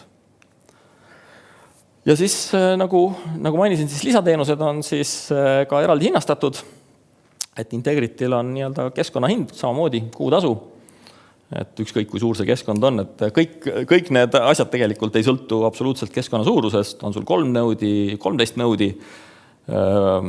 ingestid nagu 1 miljon kirjat või miljard kirjat päevas. Meie jaoks on ta põhimõtteliselt üks keskkond ehk me ei loe kuidagi pidi ei mahtusid, ei kiirusi. Et see on, kuna ta jookseb nii-öelda kliendi infra peal, siis me lihtsalt ütleme, et siia on uut serverit juurde vaja või nii-öelda ressurssi juurde vaja, kas siis scale out'ina või scale up'ina sõltuvalt, mida siis kuskil parasjagu kas võimalik teha on või mida lihtsam teha on. Et see on puhtalt kliendi otsustada, kuidas seda teha.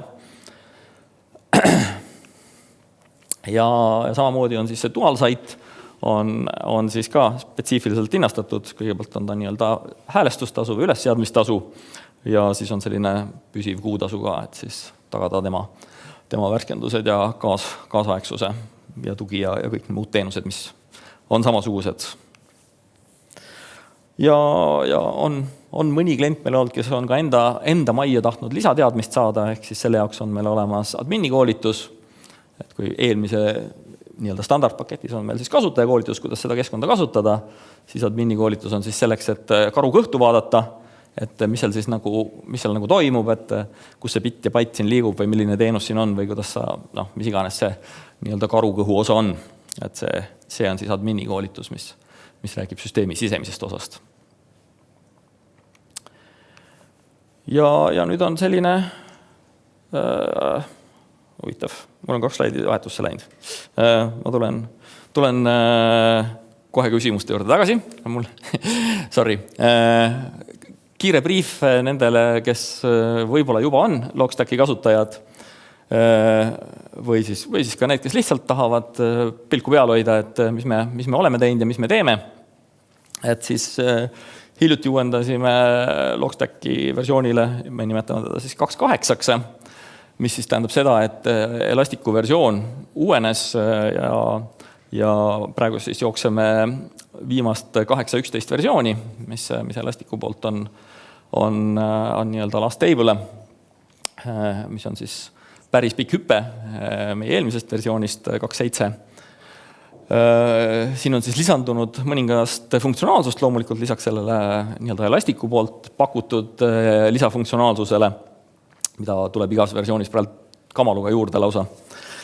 Et sellesse ma väga isegi ei fokusseeri, aga lisandus siis kasutajate rollihalduse integratsioon AD-ga, et kui enne me kasutasime AD-d ainult autentimiseks, siis nüüd on ka autoriseerimise osa võimalik AD-ga liidestada. Ehk siis nii-öelda grupikuuluvuse alusel võib siis inimeste rollid tekkida ja kaduda. Siis täiendasime alertingu veebiliidest autoriseerimise osas. Enne oli seal samamoodi lihtsalt ainult autentimise kiht. Nüüd on siis ka võimalik seda siis autoriseerida per kasutaja. Lisandus siis Elastiku fliiti juurutamise võimekus ja Elastiku agendi kasutamise võimekuse mis siis võimaldab hästi mugavalt neid agente, mis siis laiali on üle keskkonna, neid ka siis uuendada, nende polisseid uuendada, ehk siis nii-öelda kasutusmugavust ikkagi oluliselt jällegi tõsta. Ja teine osa on siis Elastiku üldine suundumus, ehk siis uusi integratsioone, pigem Elastic teeb fliidi peale või siis nii-öelda fliidi agentide peale, et ka siis neid uusi integratsioone oleks võimalikult lihtne meil keskkonnas kasutada.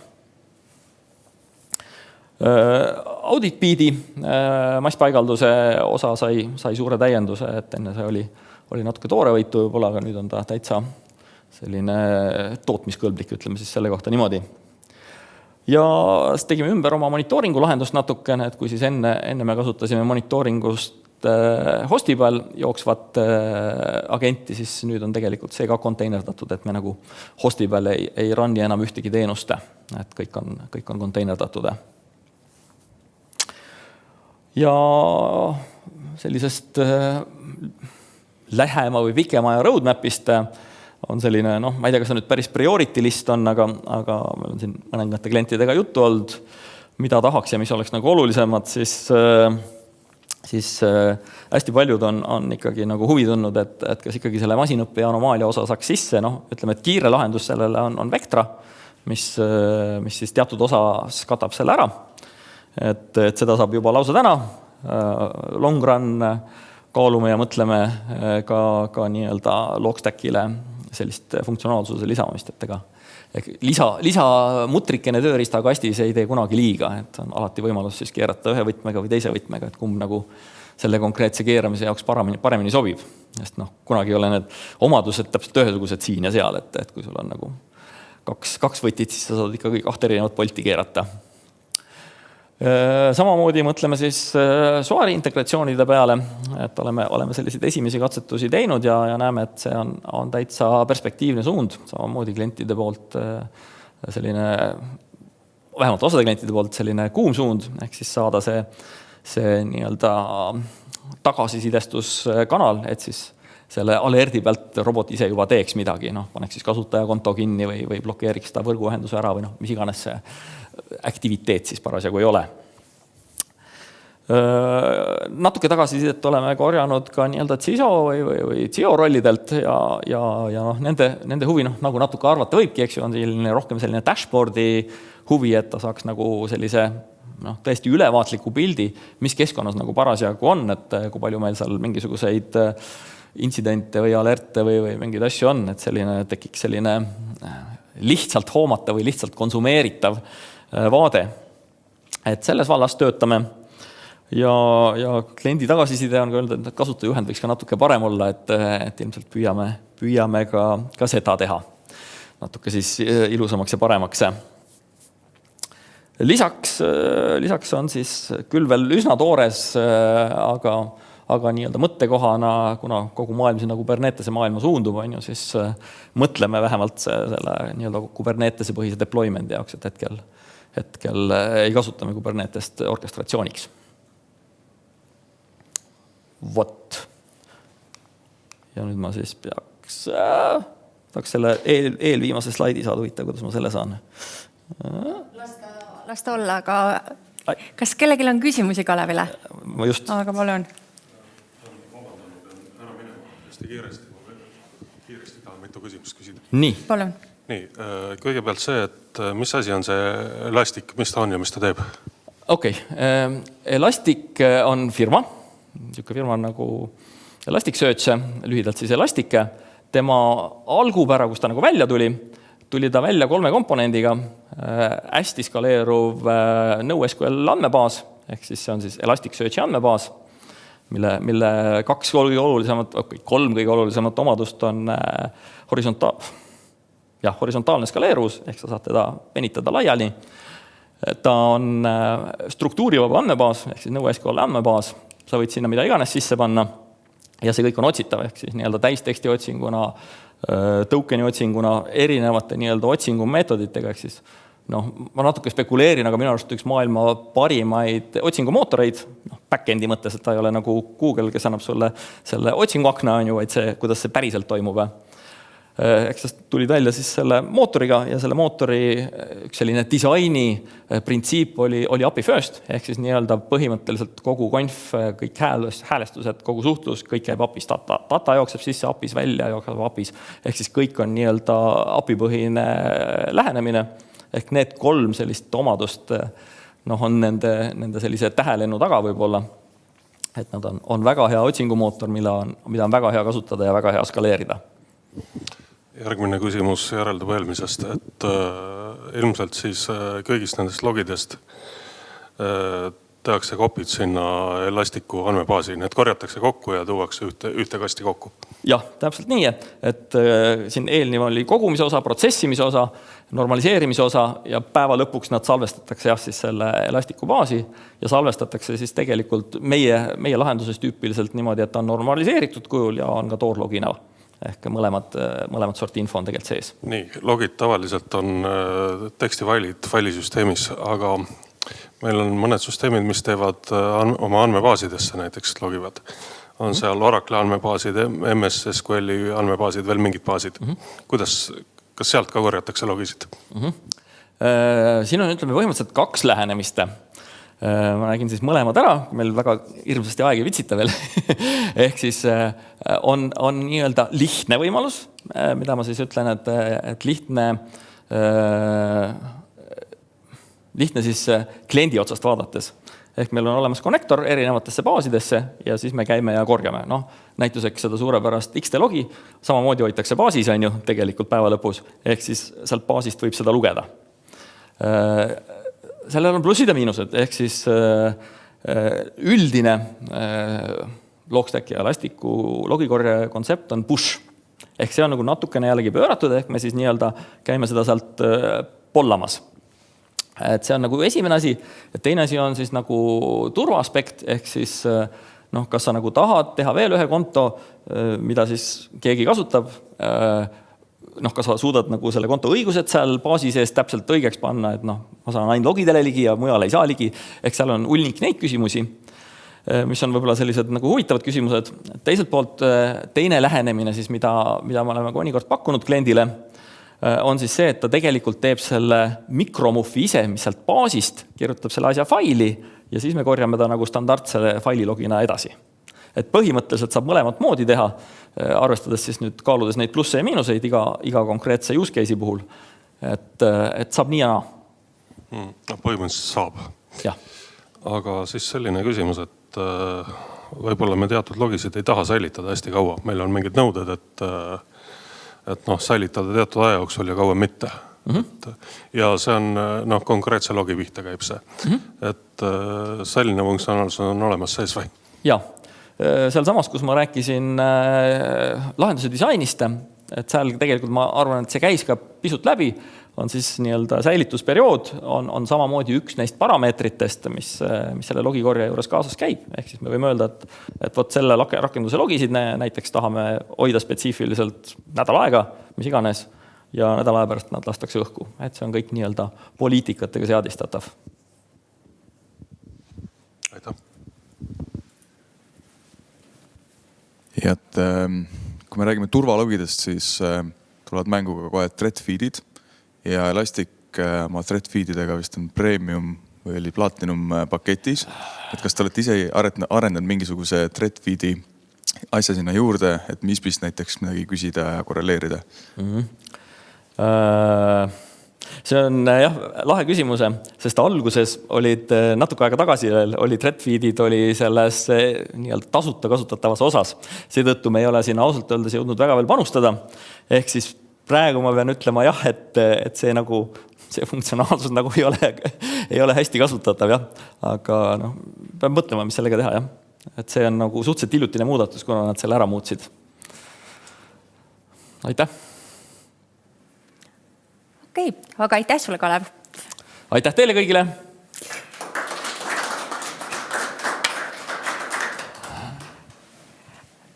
Nii, Kalev oligi meie viimane esineja. Täna on kogu ByteLife'i tiimi poolt, et olete leidnud tänasel päeval need tunnid. Loodan, et antud üritus on olnud teile kasulik. Olete saanud uusi mõtteid, uut infot. Hea meelega kohtun teiega erinevates demodes. aktiivselt kutsun teid üles katsetama, proovima neid lahendusi oma keskkondades. Siinjuures soovin teile kõigile ilusat kevadet, aitäh ja kohtume uuesti!